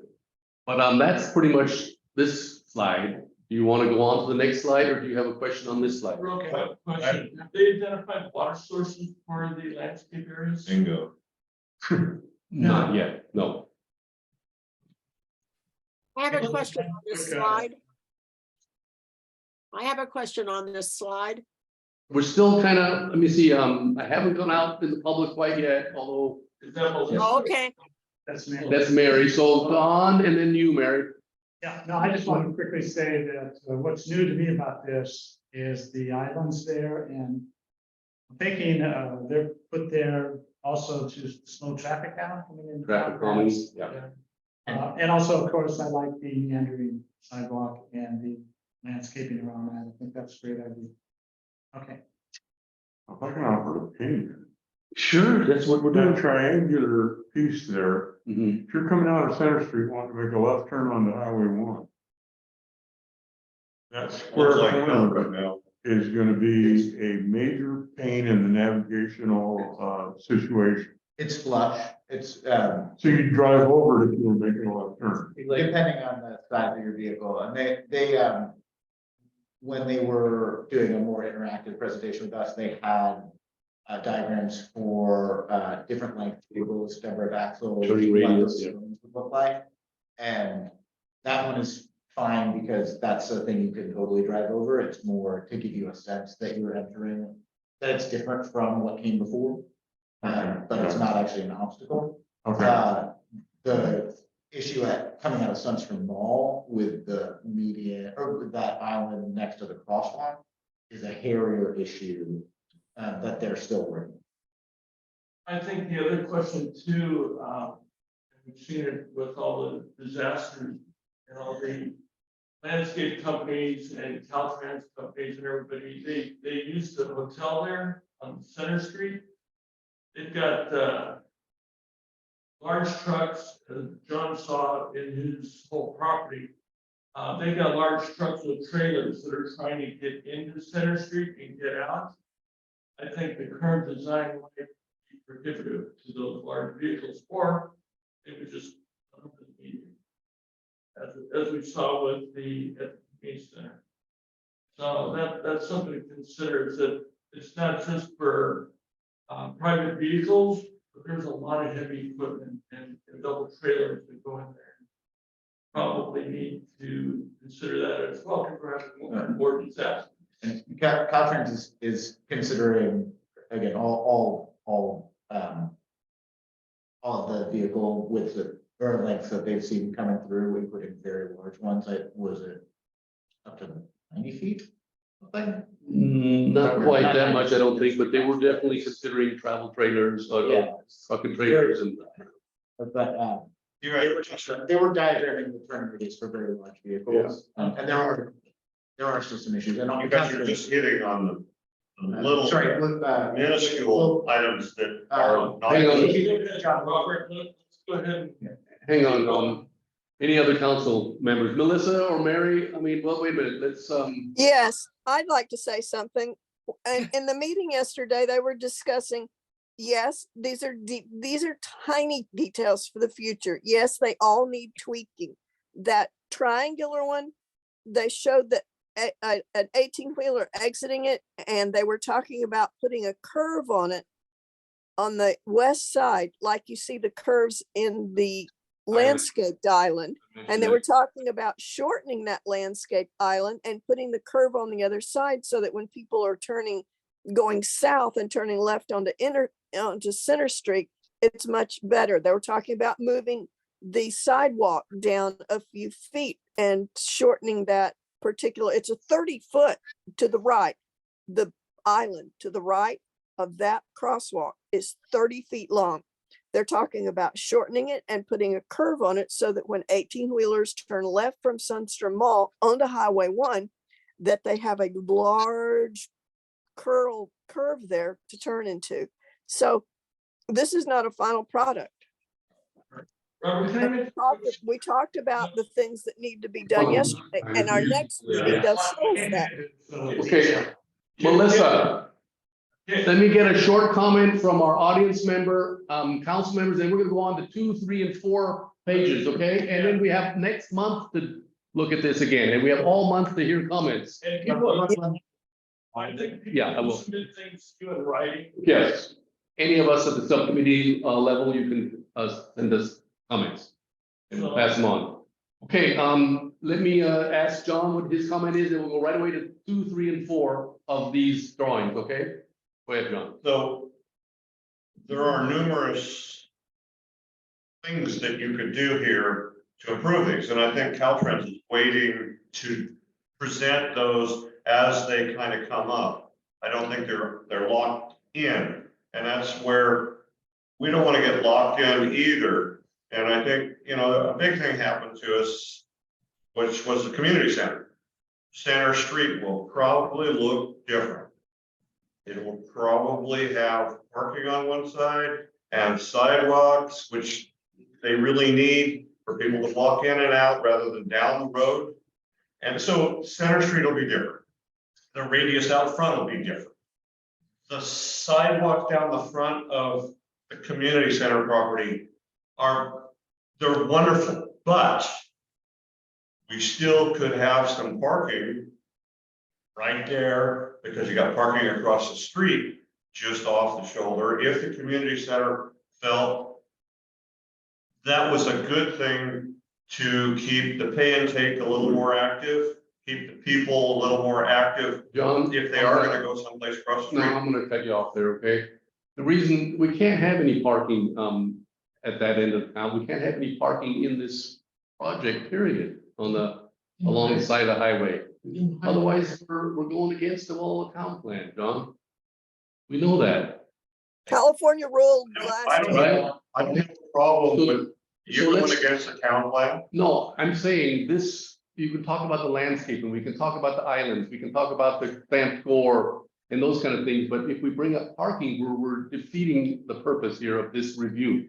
Okay, so on the west side, Yeah, that was supposed to be an area reserved for parking, correct?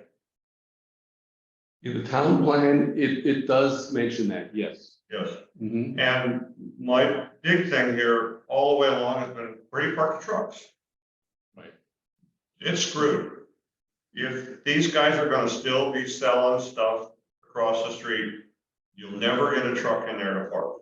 You'll never have a truck driver to make it to your lunch. Good you bring that up, because that may have to change, and we'll see how we deal with the But, vendors. and the other thing is, they're showing new vegetated strips, both in the center and on the west side, which stops anybody from having a more convenient turn into the community center or into the parking lot where there might be a parking place that they can use.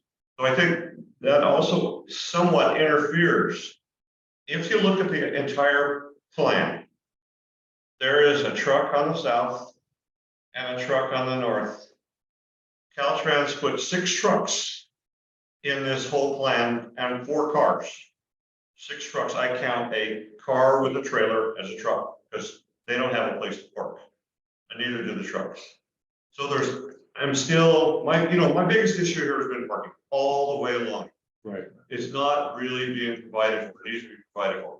Community center, I think community center is going to gather up and the impetus of wonderful thoughts, and they're gonna put a whole new community center, not only building, but street coming into the community center and parking in the community center. So that has to be handled here.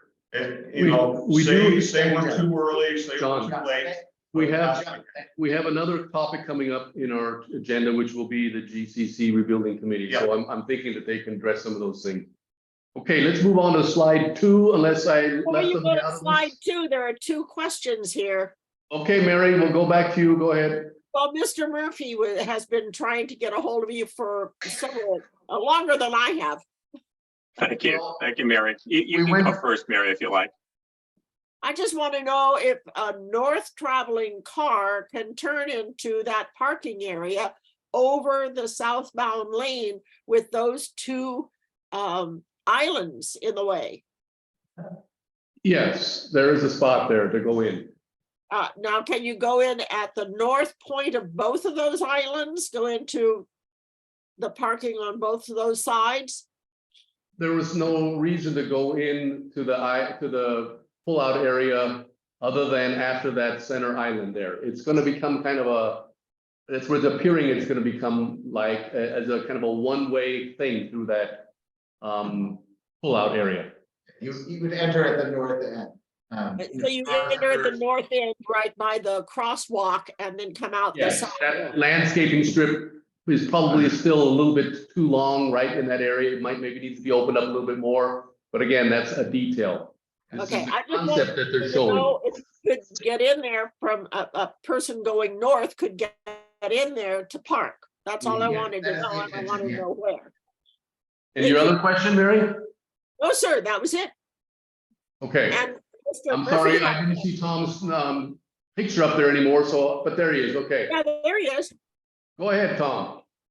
Yeah, I want to, first of all, it's nice to see you guys meeting in person. It's nice to see John back in the group discussing these things too.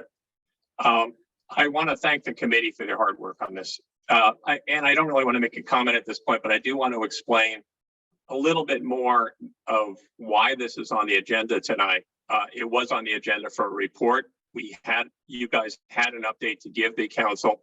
And yesterday at the meeting, one of the things that you haven't mentioned is that because we were given an APTP grant to build this. And I think when I was on the committee, we believed that the ATP grant would be based on 4A, which is the concept that was approved by the town. After that, the Coastal Commission said, no, there can be no parking anywhere in town, not even interim parking. So Caltrans and MCOG went ahead and revised the plan 4A and submitted a plan, but never brought it to the community.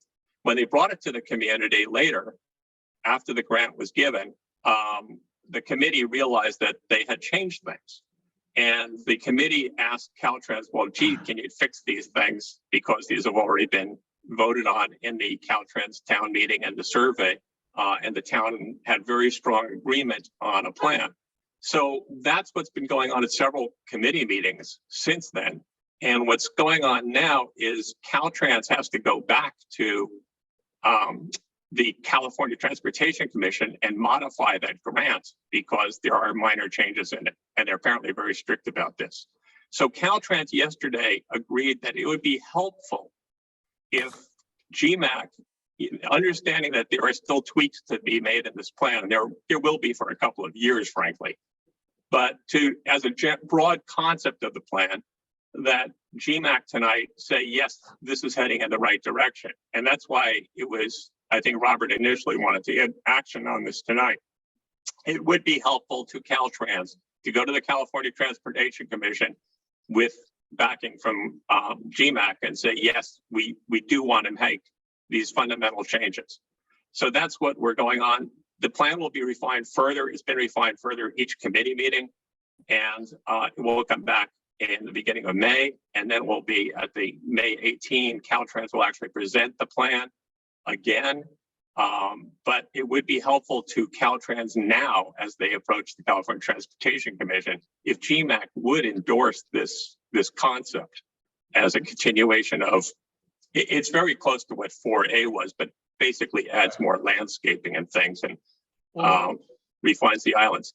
So I wanted to point out that Henry already pointed out that Caltrans indicated it has studied and will continue to study the ability of different kinds of vehicles, including 18-wheelers, to turn from various roads onto various roads. And Okay, that's 3 minutes. We gotta Okay. further move on, but well, thanks for that's the all I further had for now anyway. I'll come back later. Yeah, thanks for the further explanation. I mean, you guys are very articulate with all this stuff, and I appreciate the help on this. I'm getting the sentiment from the council though that this is still very fresh in their minds, and I don't know if we will be able to do anything until maybe May, as far as giving further encouragement to Caltrans, but we're also up against the clock, and we know that. So That's the thing. They are going. Slides. You had the benefit of being at the committee meeting as a third-party consultant, and we three were there. So let's get through these slides and limit our comments because we're gonna have more time. Okay, slide 2, please. So as you all can see, this continues from the Sunstrom Mall southern egress driveway past Upper Crust Pizzeria, the Gualala Hotel. On the west side, the Breakers Hotel. One of the key things we've been hearing is we want to preserve any existing vegetation that's already there. So especially at the Breakers and at the Sea Cliff, we're trying to incorporate those existing hedgerows, the beautiful landscaping already. Why try and recreate landscaping or tear it off and put in new? There is a little bit of you'd have to really focus in closer on the Surf Market, but there where the sidewalk, the walkway is, there's limited space there, but there is a little bit of landscaping strip that can be done there. Alongside of the 5 or 6 foot walkway. Going further north from the corner, the northeast corner of the Surf Market, it's a little more difficult because we are, as I explained earlier, Caltrans is trying to minimize the amount of property that they will have to acquire from any particular property owner. So as you go further north, you'll see there's another, well, let's go back to the crosswalk at the historic Gualala Hotel, which ties in with that hedgerow at the Breakers Hotel. It could also be moved a little bit and maybe tie in a little bit more with the vegetation island that is at the Surf Market. I'm not really sure anymore, Henry, how long that island is, that median island there, but again, it's pretty lengthy. But again, it's trying to present a wonderful picture to our locals and visitors that, hey, there's a landscape median here. And again, I understand there's an issue with maintaining that. It's going to be up to us once it's graded. But here it is showing the different driveways as we exist currently, okay? We don't know what's going to happen after the streetscape is in, if there's going to be redevelopment or not. We don't know that. There's been way too much talk about that over the years. We're trying to get the concept nailed down here. You'll see the other crosswalk there that is well placed for our community. And that is right at the Surf Motel where their green landscaping strip is. And it ties in with the legal access to the Gualala Bluff Trail at that location. It's close to where Church Street goes up. It's close to the Chevron service station. We've been doing everything we can to try to preserve existing sidewalks, the existing mural that's at the Chevron station there. The less of a right-of-way that's needed to be taken, the best, the better we're all off as a community, I think. And it provides for a nice, small, rural-looking community with all these improvements. Have I missed anything? We discussed a little bit about the trucks coming into different service stations. We discussed Melissa, Henry, help me out here. I think I covered most everything in this slide, but You covered it. So, That okay. was it. Couple quick questions. Any council members on this page? Otherwise, we'll go on to the next one. And we have more time on this. Keep in mind, okay? It looks like the Unical canopy is cut off and the cars can't get into the west corner of the Unical canopy. It looks like It's right that. on the sidewalk. Right. So there have to be some modification. We'd have to fully zoom in on it too to see Open what, the driveway up a little bit or something. or zoom in a little more, see what's really going on there, John. I agree. Yeah, Some of the really close details are not precise when they superimposed one thing over the other, like the Church Street. That's not exactly where it's going to go. It's going to be scooched over to the right. This is all. the basic measurements through the center part of town, you'll see are 12 foot in the center lane, 11 and 11, that's 22 for the travel lanes, 22 plus 12 is 34 sidewalks or bike lanes makes it 44, another 6 foot on each side for the sidewalk. 56. So, and that right where our existing crosswalk is currently, we're at 56 to 58. That's the narrowest part in town. So we're staying small and as narrow as possible through town with all these nice improvements here. So let's go on to the next slide. That middle lane is a turn lane, right? Is a turning lane? And again, most of our driveway entrances are in the downtown core there. Okay, here we are approaching the Sea Cliff Center and the north part of town. You'll see that there's a lot of new landscaping at the Ocean Drive intersection on the corner there where Ward Anderson has his building. That's always been a parking area, a dirt area. It's hard to navigate if you're a walker. So they'll really beautify Gualala or enhance Gualala as you're coming in from the north. On the east side, we have the hilled vegetation area there, the corner building there where the insurance company and the hairdresser is, where the cobblery is. That sidewalk and that stretch is probably going to have to traverse the drainage that comes down through there and crosses the highway, getting down towards Mendovine and the Humane Society. You'll see that there is, even if it cuts back to the east a little bit, the easement, the project, there'll still be vegetation there in those areas. We're a little bit concerned about the Gualala Plaza area there. The parking is going to be pretty much removed from the front of that building, but at least there'll be a hedgerow in front of the plaza. That particular property owner has quite a bit of on-site parking, so that shouldn't be an issue. Across the way at the Taquerito Sol and Forte Gualala, you'll see that there's some more room for vegetation or for landscaping there, where there's that little thin strip of land remaining due to the way the property corners are in that area. And at the Surf Inn, you'll still have quite a bit of vegetation there between their easterlymost rooms and where the sidewalk is. So have I covered everything? AT&T building might need a little bit more of a ingress egress area there because of all their large trucks. But that hopefully does it for that slide.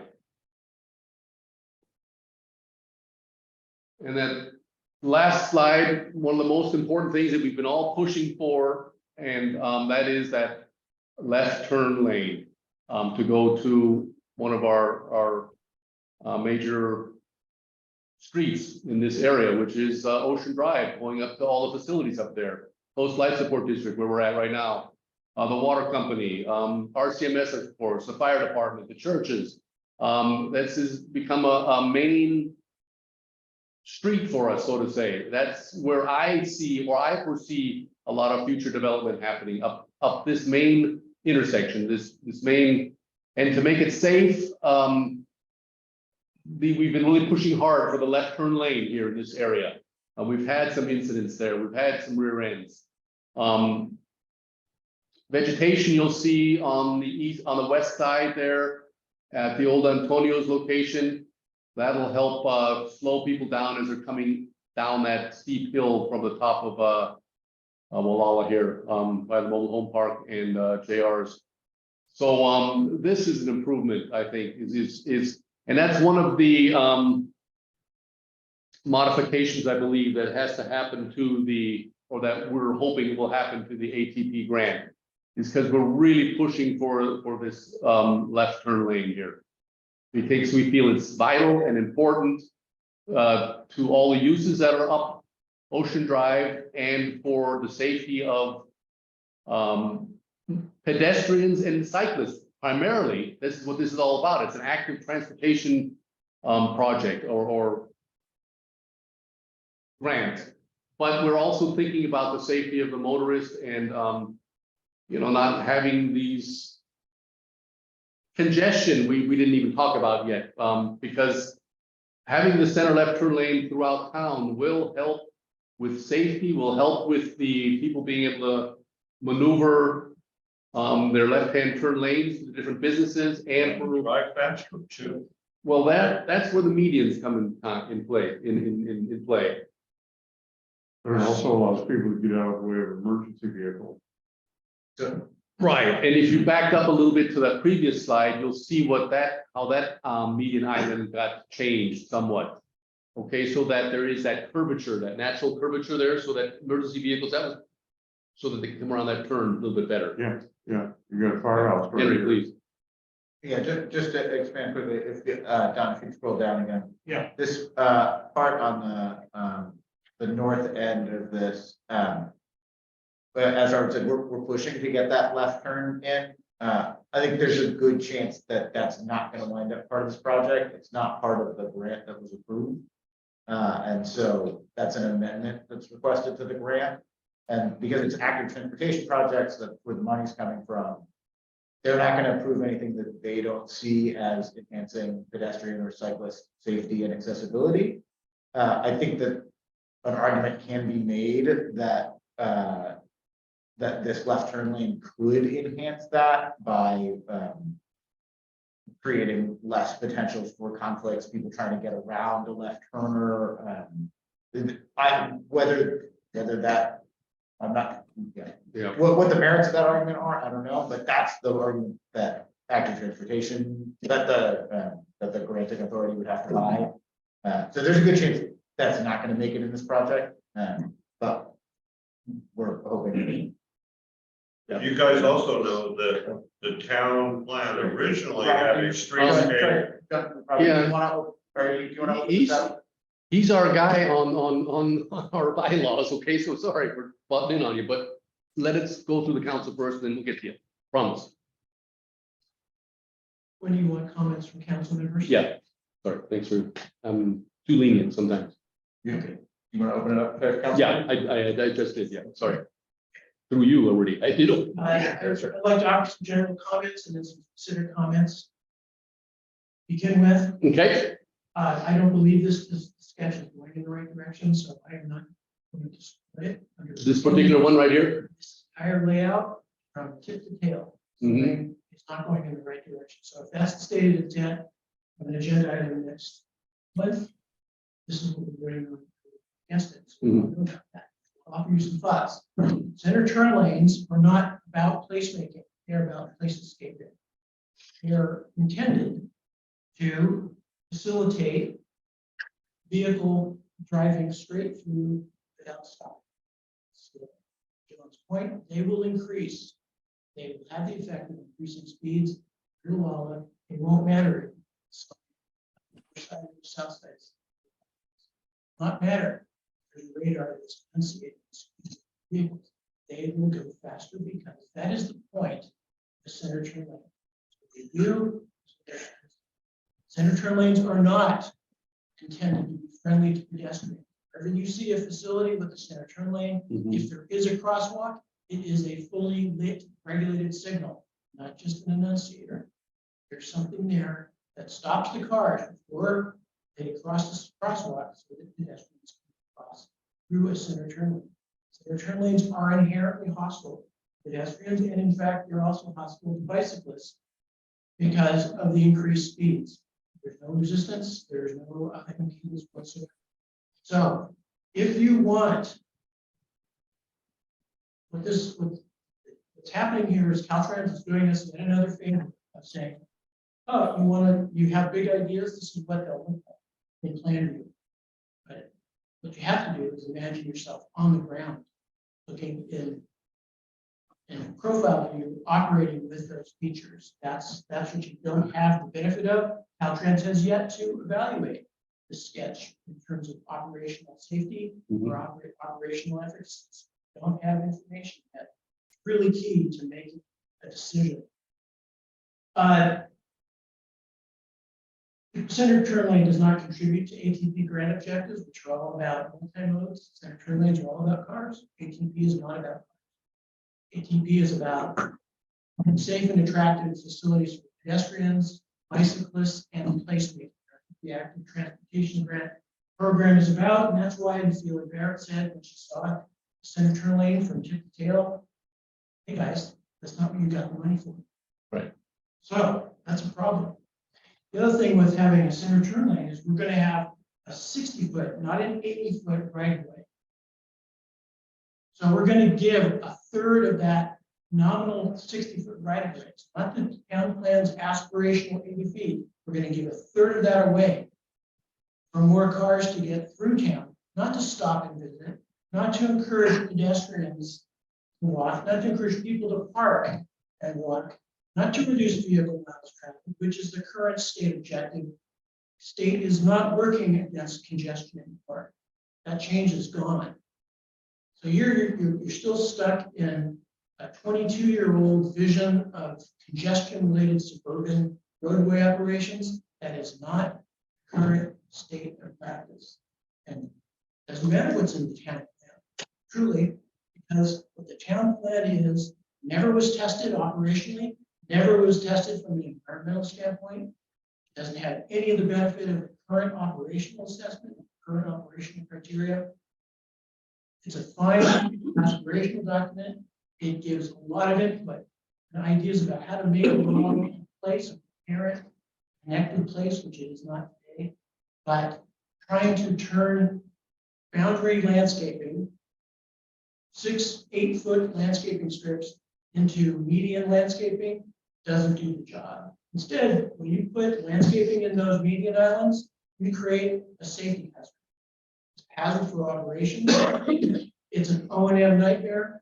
Imagine, would you send your child with a yellow and orange vest into that median to maintain those planting strips with unrestricted through travel on either side without any barriers or controls? I wouldn't do it. I'd never do it. Wouldn't ask anybody to do that.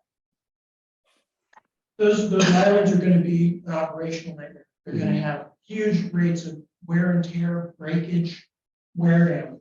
It's not the place the town plan is asking for those islands. The town plan specifies that the entry feature for the south end of town is south of the old highway intersection. It's not in the extent of this project. So let's get past even the pretense of slavish attachment to the design guidelines, of the town plan, and focus on a project that is going to get built, that is permittable, that is effective and efficient. I won't take any more time talking today about my problem with three lanes. We could have sidewalks and landscaping in that 60-foot right of way. Perhaps that ship has sailed, but if we are going to pursue a center turn lane, we're going to hang our hats, maybe our petards, on making Gualala a place for vehicles to drive fast through, then let's not screw it up. Focus on the functionality of that facility. Don't put obstacles. Don't create places for sightline interruptions. Don't put any vegetation in there because it's going to be a nightmare and it is a sightline obstacle. Don't create obstacles for vehicle turning movements, either in properties or out of properties. Look for ways for that center turn lane to be efficient, effective, as safe as it can possibly be. Do not put pedestrians in harm's way. Figure out how the peds are going to get across that freely operated vehicle system with those center turn lanes creating havoc. That's a big challenge. Ask Caltrans for help. We've You got been doing it. pedestrians are now going. David, thank you for your comment. David. Don't come to you. So I have more comments. Now's not the time. Right. I will be corresponding. I oppose this direction. I think it's time for us to stop making Caltrans do gymnastics because we have some sort of idea of what would be pretty and cute. Let's get on with it. Council members, go ahead. Who's next? I'd like to say something. Okay. We're Melissa? looking at a few crosswalks. Right now, everything that we're looking at, the entire length of the streetscape, is a damn crosswalk for anyone who wants to cross the street. That is inherently, unbelievably less safe than this plan. I have seen people go across the street everywhere, cross the street like lemmings. They'll go in droves and there's no crosswalk.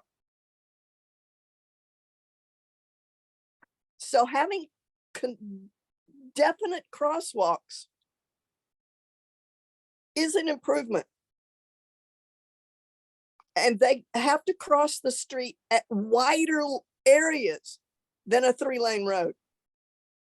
There is vast swaths of pavement that they have to cross with people whizzing past, with people going around illegally. It's insane out there. This puts it all in order where you're supposed to go and be able to turn left safely all along this area.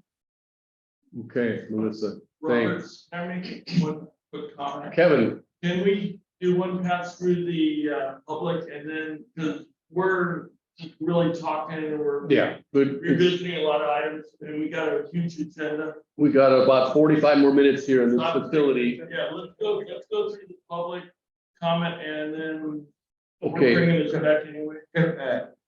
Before we get to public comment, I just want to put on the table whether it might be worth calling a special meeting in which we could have a vote on this and have a little bit of time. Robert, that's something you can do. Yeah. You can call a special meeting. We could notice it with at least 72 hours. mhm. And we could actually get the vote that you were hoping to get to begin with. Good suggestion. Putting that out there, and that might also Yeah. put a pressure valve on some of the commentary, because then it could instead be moved to a time when there's time for it and to get on it. Okay, I appreciate that. Yeah, let's handle this in a special meeting. I have a lot of comments that I want to say about what Dave had to say. We've been trying to look for a balance all these decades on this thing, and I don't know where that balance is. It's sounding like we're at the two extremes. But anyway, John wanted to say something, and then let's anybody else in the public. If Tom's still out there, he's gonna probably want to say something, but let's keep it short because we got to hear about the Gualala Community Center Rebuilding Committee. We've got a lot of other things here. Yeah. Thank you for your patience. If you look at what Caltrans has designed, you have a left turn lane, 2 bike lanes, and 2 sidewalks. They just go up and down the town. Where do they interface with us as businesses? With county roads as this one out here? Yes. This one out here required a nice sidewalk around Barney and David's facility, but didn't finish it down to Highway 1. And we could have a beautiful sidewalk and parking on the other side of the street here where, I don't know if you've been to RCMS at 9 o'clock on Monday morning. Got a little place to park, and you come down the street a little bit further and a little bit further, and finally find a place to park in the gravel side of the road. Why not sidewalk and parking? You know, I mean, we could ask AMCOG for a little more lax in how this is being treated and bring our community together with a few more sidewalks and some more parking, helping to augment the loss of parking on Highway 1. You know, I think that Church Street out here could have parking on both sides and a nice sidewalk, at least on one side.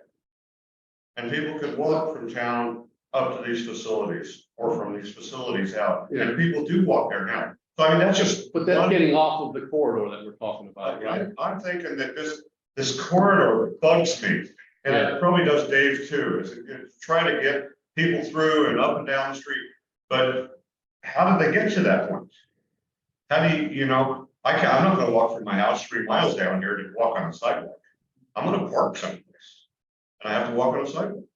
So we need to be looking at a wider, more broad picture, and I think community center has an opportunity to do some of that, and you guys can talk about that. But what I see on Ocean Drive, especially coming up, you already have a parking spot on the north side next to Cypress Village, and poor Cypress Village is stuffed. They don't have enough parking, you know that, you've been in here.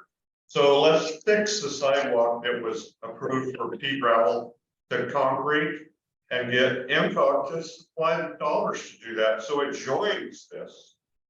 Okay, that was 15 after the 18 after. That was 3 minutes, John. Thanks. Anybody else? Audience wise? Yes. Okay, go ahead, Tom. Okay, I will give myself 3 minutes here. Yeah, I want to explain, this is strictly about Highway 1. John's points are well taken. The community center, Church Street, all the other things are county out roads, and they will be dealt with. Certainly MCOG should be looking at those as an adjunct to this, but this is about Caltrans and Highway 1. This is very close not only to the town plan, but it abides by the county plan and by the coastal plan.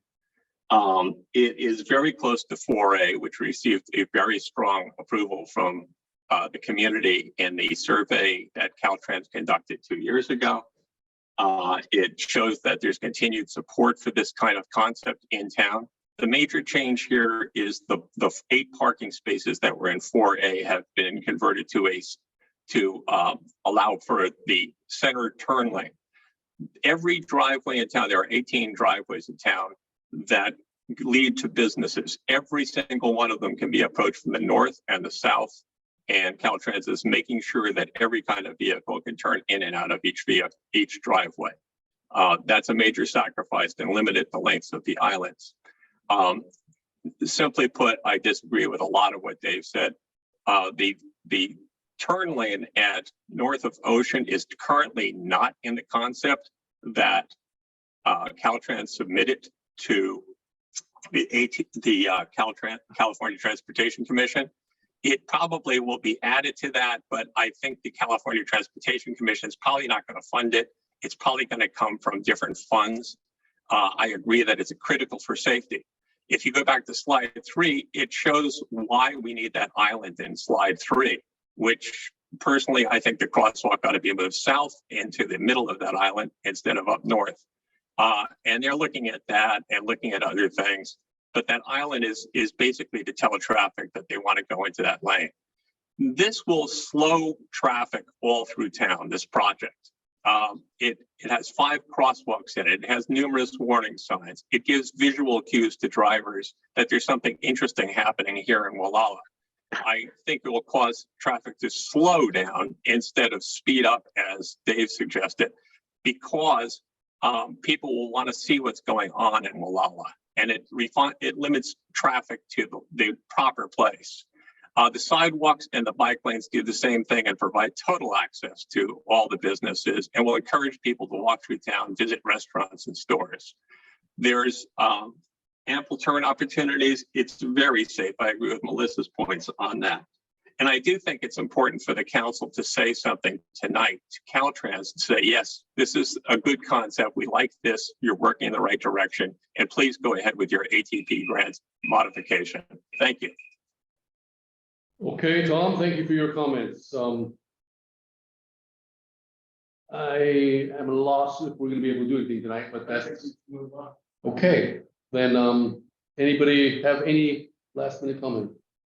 I'd like to make a motion that we tell Caltrans, yes, you are going in the right direction. We're not saying this is perfect. We're not saying this is perfect. Do it just like this. We're saying we're going in the right direction. I like to make that motion. Would anyone like to second it? If she makes a motion, then it can die for lack of second, but her motion has to be. It's probably not gonna get a second, Melissa, and I think. Is there a second? Just ask, is there a second? Is there a Is there second? a second? Robert, is there a second? Can you second that? I am here in person here at this meeting, Melissa, and the sentiment is that I'm not gonna second that. I can't. I don't feel proper in doing that. Okay, so it dies for lack. So let us work on this at a special meeting, and I like Henry's suggestion on that. I'm always looking for suggestions from the rest of the council members. This is not any one-man show here, or one person or one woman show. So I'd like to defer on that, and we'll see what happens if we get a special meeting together, and we'll go from there. Okay. Okay? Let's move on. And let's go on, and we've done enough on this item here. We've got a lot more, but we got it out. We got the plans out. We got the introduction going. And it's gonna be 20 seconds. That's it. Okay, David. So I want is 20 seconds. For one, thanks for pushing it out. It's really important. For two, when you pick a date for a special session, can you make sure that everybody. I'll see. I'm gonna, I won't be here. I can just tell you that right now. Okay, We'll be fine. gone for a month. okay, But I'd so, like to attend the next. well, we'll see what works for everybody, okay? All right. Thanks. This is, hopefully we'll get this project done someday. Okay, I shouldn't be saying anything anymore. Let's go on to, electric vehicles charging station. Don S. Am I right there? Yeah. Yeah, let me try to get the screen here. I was hoping I'd be at this location. It never works. Okay. Trying to bring up my motion. Well, let me start by saying, if it counts, I know we don't have a lot of time, and I can speak a lot about this because a lot has been going on in the EV charging space, and this all started March 14th, when the federal government announced a charging, fueling infrastructure notice of funding opportunity, call it. So that was the 14th. On the 15th, I contacted Ted Williams, Janet Orr of MCOM, to try to get the ball rolling and see whether the county could allocate some resources to apply for this grant. Our idea was to not only cover Gualala in terms of the charging electric charging facility, public, but also Mendocino and Boonville, as well as perhaps an area on Highway 20 right in the middle. So the idea is to sort of fill in the gaps. We have gaps in our EV charging infrastructure. That is absolutely clear. Anybody who drives an EV around here knows that. There are certain areas you're not going to find a charger. Well, there may be a charger, but it's at a private motel location. You can't use it. So we're really at a disadvantage in terms of encouraging people to make the transition to electrified transportation, which will happen over time. We all know that. All the manufacturers are going that direction. That's the state is encouraging it. It's going to happen. So we as a county can either be prepared for this or not. It's our choice. But to be prepared for it and not have to shell out, an enormous amount of money, the government is going to fund 80% of this, which is, when you think about it, that's an enormous amount of funding. So if we came up with a plan that would say $1 million, that's $800,000 of infrastructure that Mendocino County doesn't pay for. It may have to come up with the 200,000, it may not, or maybe just part of that, depends on, what the plan turns out to be in the end. Okay, bottom line is, I made a statement in front of the Board of Supervisors, I sent it off to you, so you're all familiar with that statement, to make the Board of Supervisors, at least all of them, I know some of them were aware of this funding opportunity, but not all of them were. So I wanted to make sure that the entire board was aware of this. And then shortly after that, a meeting was convened with myself, Supervisor Hashek, Janet Orr, and then some members of the staff and some grant writers. The idea was to sort of get the ball rolling. However, certain staff member kind of hesitated and felt that the county may not have the resources to do this.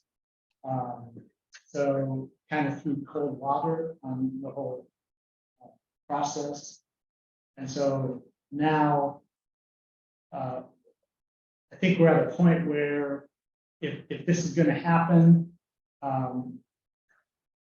we have to fight for it. It's not going to happen just because it's logical as to what should happen. It's only going to happen in my mind if we make it clear, not only us, but others in Mendocino County, that this is something we want. We want that infrastructure in place for several reasons. Number one, anybody who owns an EV and wants to drive around the county, a Mendocino County resident, they know they're going to have places publicly every so often to charge their vehicle. Number two, visitors. There are more and more visitors coming up here from the Bay Area. A lot of Tesla drivers. They come up here to Gualala, there's no place to charge.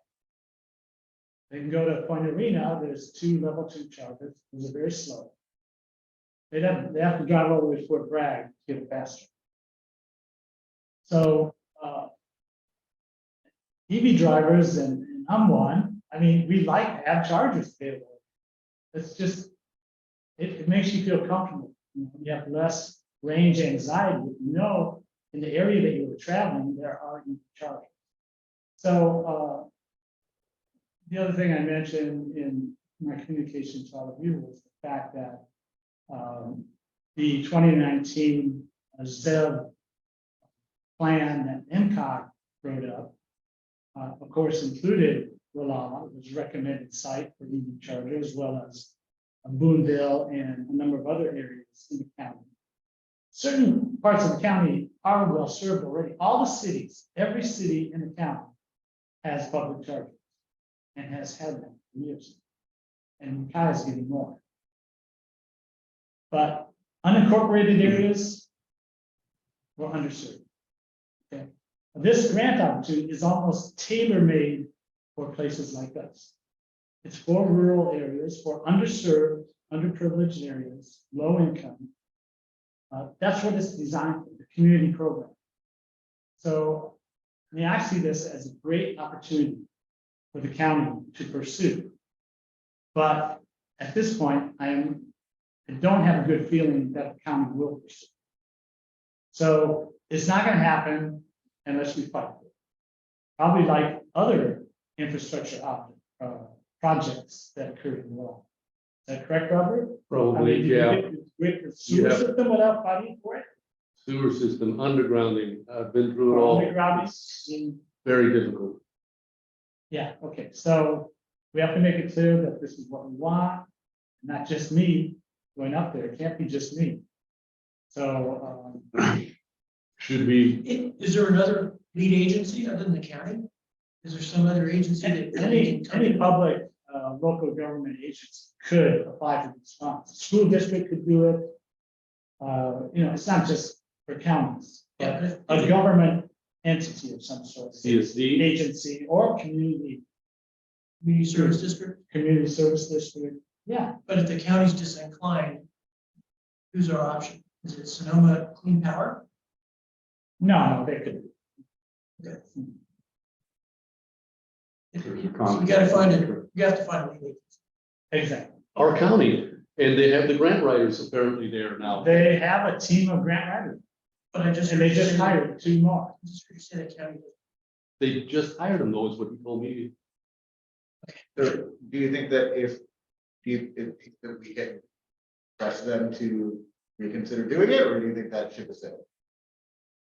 I think it could come to a vote on the board of supervisors, and we need 3 votes. Okay. So it's political, it's a political thing in my mind. Are we leaning on them? If a number of us went over there to a supervisor's meeting, would that help? Yeah, there's one next week. The other thing is that time is of the essence. The deadline for the application is end of May. So that's less than 2 months. And as some of you may know, doing a grant application is not a trivial process. It doesn't take a day or 2. There's a lot of research involved, you know. The grant writers aren't necessarily experts in this area. They have to contact a lot of different people, get all this information, put it in the exact format that the government wants, and then send it off. So that takes time. That will probably take at least a month. Is a resolution of the local lead agency required for the application? Does the application require a formal resolution by the government lead agency? Sometimes it does. I'm not aware. I don't think it does. But It's a go, no go kind of checkpoint. apparently the county, I mean, they could just, the grant writers at the direction of the CEO, not even a board of supervisors vote, could pursue the application. And then once it's filled in, once it's approved by the government, then the board of supervisors could vote. But in this case, it looks like even to start the process, we need a vote. Yeah. Okay, one more question. Talk with Janet Worth at MCOG. What's MCOG's reaction? Do they think like that they want to get involved in this? I don't know, they would get involved potentially if the board approved the application and they won the grant. Then the board could hand it over to MCOG to execute. To administer? Yeah, to administer. Well, I guess I So should, it's a little premature for MCOG to get involved. not necessarily, would MCOG also pursue grants? For example, the ATP grant that we have for Streetscape, MCOG built it. But in some ways, MCOG may be better suited as the lead pursuer, even if the grant administrator is the county. Just because it's right down in MCOG's transportation business. And they have It no is, but work program with resources. okay, if that's the case, MCOG could pursue it. I'm curious why Janet or wouldn't send that. I mean, can't believe how much communication I've had back and forth with Janet. Okay. You and I can talk to some more. Yeah, okay. Good, that would be a good idea. Anyway, that's where we're at. I'd like to, ideally get, we did pass a resolution, this is a couple years ago, about this exact same subject. We had unanimous vote in favor of the Board of Supervisors supporting us in getting new charging. But, you know, maybe we need to do it all. Bring it. And You that's, said End of May is the, do we have a resolution for action today? Yes, we do. That's why I put it up on the website on Monday. I'd like to move. Support, do we, I don't. It's not on the agenda. We don't have it. Yeah. So we can't really act on Yeah. it. So we'd have to pick it, we'd have to bring an action item on agenda to the May board meeting. Okay. Or, Robert, how if we're doing a special. I'd say maybe, I put that notice, a draft resolution yeah, on the website 72 hours before. It's just not. right. It's not specifically addressed though under the report, I guess. Okay, well, then that was a mistake. How did Okay. we screw that up? These are two items we need to do at our special meeting then. Yeah. This is the, we haven't had a special meeting in probably decades It's a again. special opportunity. So let's, Okay, we'll cover that in the Yes. session. what are you guys doing next Thursday? Are you gone already? I'm leaving Sunday. I, I'm back on the 4th of May. Well, we can discuss that later. Let's just, we know we have to do this, deal with this, at a special meeting because we're not gonna be Yeah, able. and the thing about the EV charging situation is Yeah. time is of the essence. You can't drag our feet on this, or Yeah.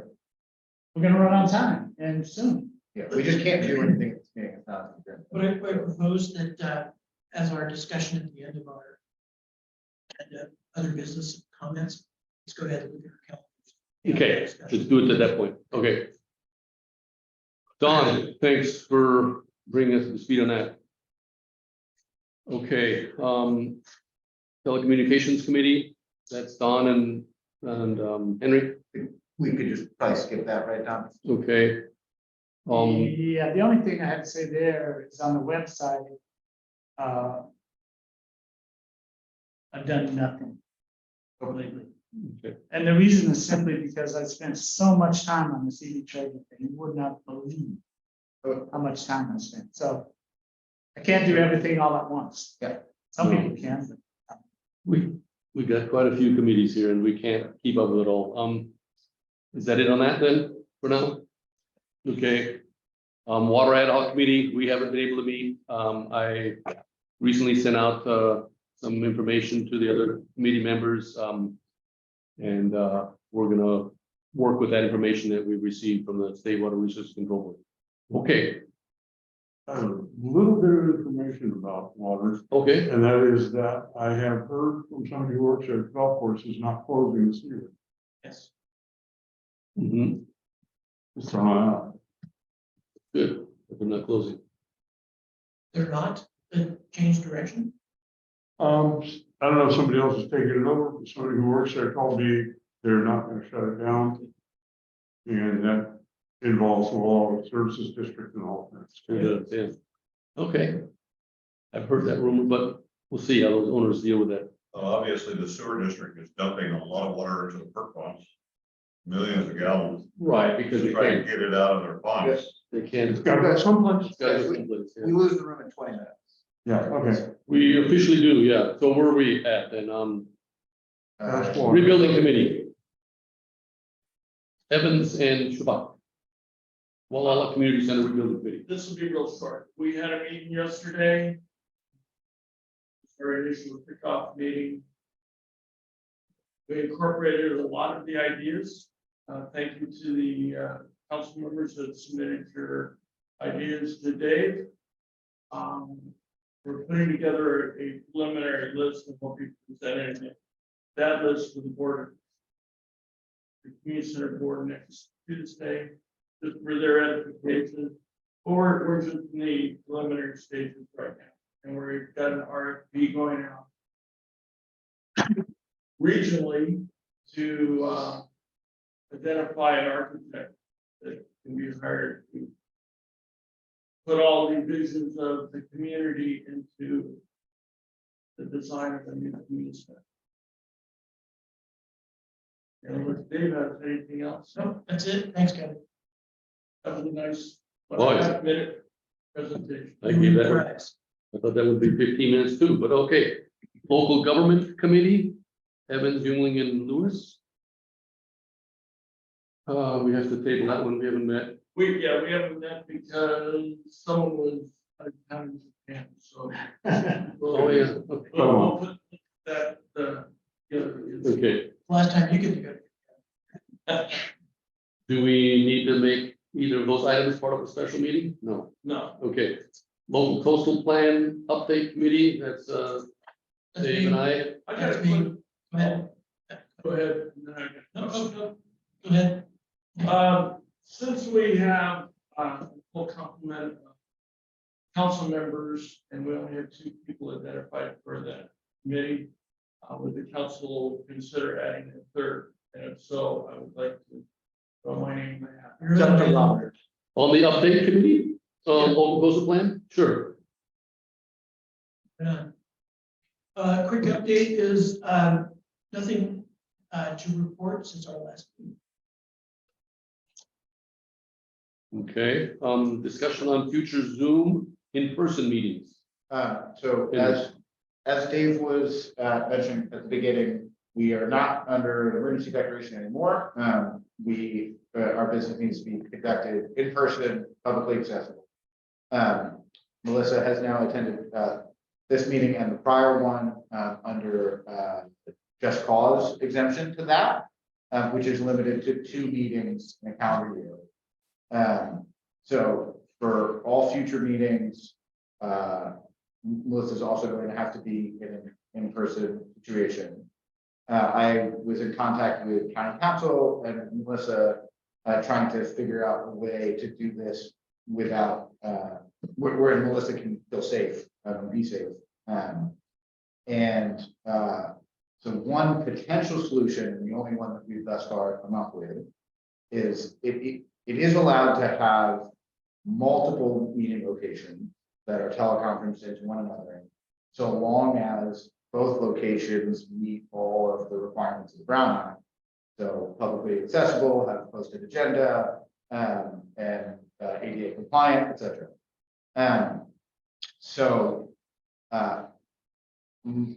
Melissa would be comfortable meeting in person if people wear good quality masks.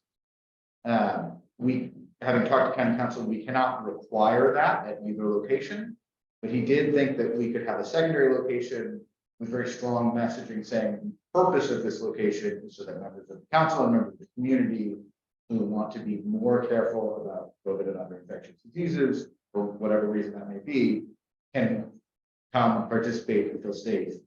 We can provide good quality masks and strongly request that anybody who comes to that location on one of those masks, and if they don't want to, strongly suggest that they go to the other location. Can't require it, but I would imagine that would go very far. You think people will be courteous enough to do that? I would hope so. Okay, You never know for sure. There's no way to enforce it. Yeah. I understand, I understand. So the questions are, is that something we can manage from a logistical and technical perspective?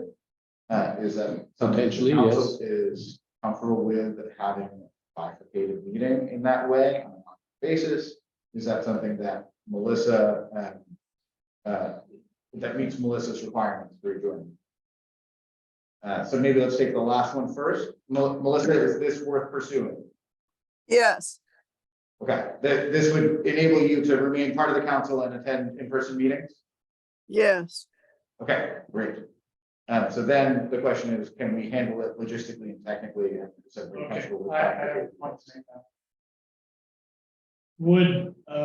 Would it be conceivable that more than one council member would want to be in this alternate location? My hunch is, and Melissa, I think you may have said something about you would be more comfortable with this if it were not just you. at the Correct. Meeting, so I don't know if we want to, if people want to volunteer to rotate through that, I'm happy to go do that as well. And that can either be a rotation or it can just be me. But I can commit to being a backstop, so there's at least one other person in that location. Okay. All we have to do is plan for May. And then in May, we plan for June. Well, I want to make a technical point, and that is, if it's only one council member, with a computer connected to Zoom. That works fine. Yeah, that, If you get two people in the same room with Zoom platforms, that's not gonna work. No, you get feedback. You're gonna get feedback. one person's laptop's not gonna meet the requirements anyway, because any attendees at that secondary location have to be able to address the entire council and see the proceedings, like, it has to be like this. It has to be, We have to duplicate this setup. Exactly. just that you created here. So that John walks into that meeting with that big old hairy respirator on, he gets to see everybody and interact with everybody, just like he is here. has to be functionally the same, So that presents some technical. substantially, yeah. We can do it here, but doing it in two places. Makes it tough. Yeah, it's certainly doable, but it's not trivial by any stretch. Yeah, it requires more equipment. Kevin, I've got another question, because Melissa brought it up earlier that she wasn't able to see the slides in the presentation. Okay, So- that's a technical issue that I'll look into. To fix it, because she's gonna be able to need CL documents. Or anybody, let me rephrase it, anybody who's in the satellite center. And I guess the next challenge is identifying the satellite center Yeah, that has connectivity. yep. yeah, And the infrastructure, I'm gonna speak very briefly, this isn't our own problem. Everybody's struggling with this, getting back into the groove. GMAC has chosen to do their primary location for meeting once a month is at the board of supervisor chambers, but they are doing satellite locations in each city so that members can show up in Point Arena, in Fort Bragg, etc. So I went to the one in Point Arena. City Hall is supposedly set up. Well, everything was broken. So I sat in the city manager's office while the council member had a computer in front of him, addressing him solely. And I was unable to participate fully. Now, I'm not gonna flip out about that. They did the best they could. They had breakage. It was not a trivial problem to do this lift in locations, and that is a challenge, but it is the law. And we all have to comply with it. If it's one person, it works. Well, but it can't- people have to be able to attend. That's the problem. You can't be just for one person. That's the kind of the thing. It has to be just like this, even if nobody. And can we clone Don to have him in 2 locations, make sure the equipment. As long as you don't want John to do anything else, including EV creditors, it's just forget about it. this may be our last Zoom meeting. Okay, thanks for that report, Henry. Yeah, well, so I don't know. Or is I don't know it- where that, well, I mean, Where does that leave us? we're gonna have a special meeting. As I understand it, well, actually, let me double check the fair use, or just cause rather, whether that's only regular meetings or whether that would apply to special meetings as well. I would think it was like special meetings also.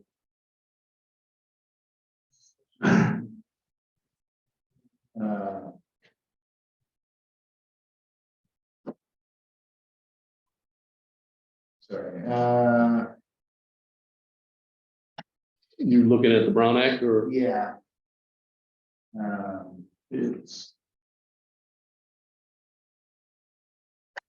What was, I'm sorry, what was the question? whether it applies to special meetings also? Brown Act? Well, yeah, we know it does. Apply whether the venue restriction. Well, whether so Melissa's limited to 2 just cause meetings remotely. And so the question is that regular meetings or all meetings? That's what I'm trying to figure out. I would suspect that all meetings, for all public meetings. Yeah. The last The last meeting should, Taken by the council, Melissa would be a participant. She'd be a voting member of the council, so yes, I would say that would probably Yeah, apply to all meetings. Yeah, it's just 2 meetings per calendar year. It does not say 2 regular meetings. So, Doesn't specify, yeah. so yeah, so we've got 10 minutes. But if Melissa's gonna attend that special meeting, whenever it may be, we gotta figure out. what we're gonna do about that. I thought that last meeting didn't count because it was an emergency meeting because of the No, It was not an emergency. loss of the community center. So it was a hybrid meeting on purpose. This is the first It one. was that a counted. regular scheduled meeting. Yeah, it was the first of our in-person meetings. Okay, we have 10 minutes. Folks. Okay, and we want to still do a closed session, right? So, I don't think. Yeah, um, so, I don't think we don't have to know yet, but when we schedule that special meeting. Yeah. We have to know if there's a second venue, okay, and if there isn't, then Melissa can't participate, remote, I mean, she can't participate remotely. There's there are no more meetings where Melissa can be a Zoom only participant. All future participation from Melissa has to be in a publicly accessible in-person location. okay. All Brown Act meetings. All Brown Act meetings, yes, Got a point there. right, Streetscape committee meetings don't count. that's true. You got a point there. Let's move on. Okay, we're very close here. Permit, new business. What would we say on new business that we're holding a special meeting? Permit review assignments. I'll do it. I'll do it. You want to do Caltrans? Yeah. I'll do it with you. Okay, you got that taken care of. Administrative Secretary Mulbert's report. Mary? Unmute yourself, Mary. Yes, I'm sorry, I had muted. Let me get down here to where it's written. All right. I worked 22.29 hours in February. The materials were $5.28 for a total of $349.80. We did. All right, Mary. Thank you. And now we would ask you to leave the meeting. And anybody in the public. And anybody in the public, right? Oh, yeah. And we'll have a closed session. And we're that gonna time, do- We're gonna have to stop. We're gonna have to stop the Zoom recording as well. So we stand at adjournment, not yet. We're gonna come back out of the closed session and then we'll adjourn. according to the rules, you adjourn your regular meeting. Go Okay, into a closed session, then if there's any discussion, then you reopen your regular meeting and report any action that's done. okay, then we'll adjourn at 20:53 at, Now that needs a motion. You need to move Okay. and a second. motion to adjourn at 8:53. Second, Dan, Dave for, okay, Melissa, Aye. Dave, Yes. Dan, Aye. Henry. Aye. Kevin. Aye. Don, Aye. Robert, aye. Okay, meeting adjourned. No, meeting goes into closed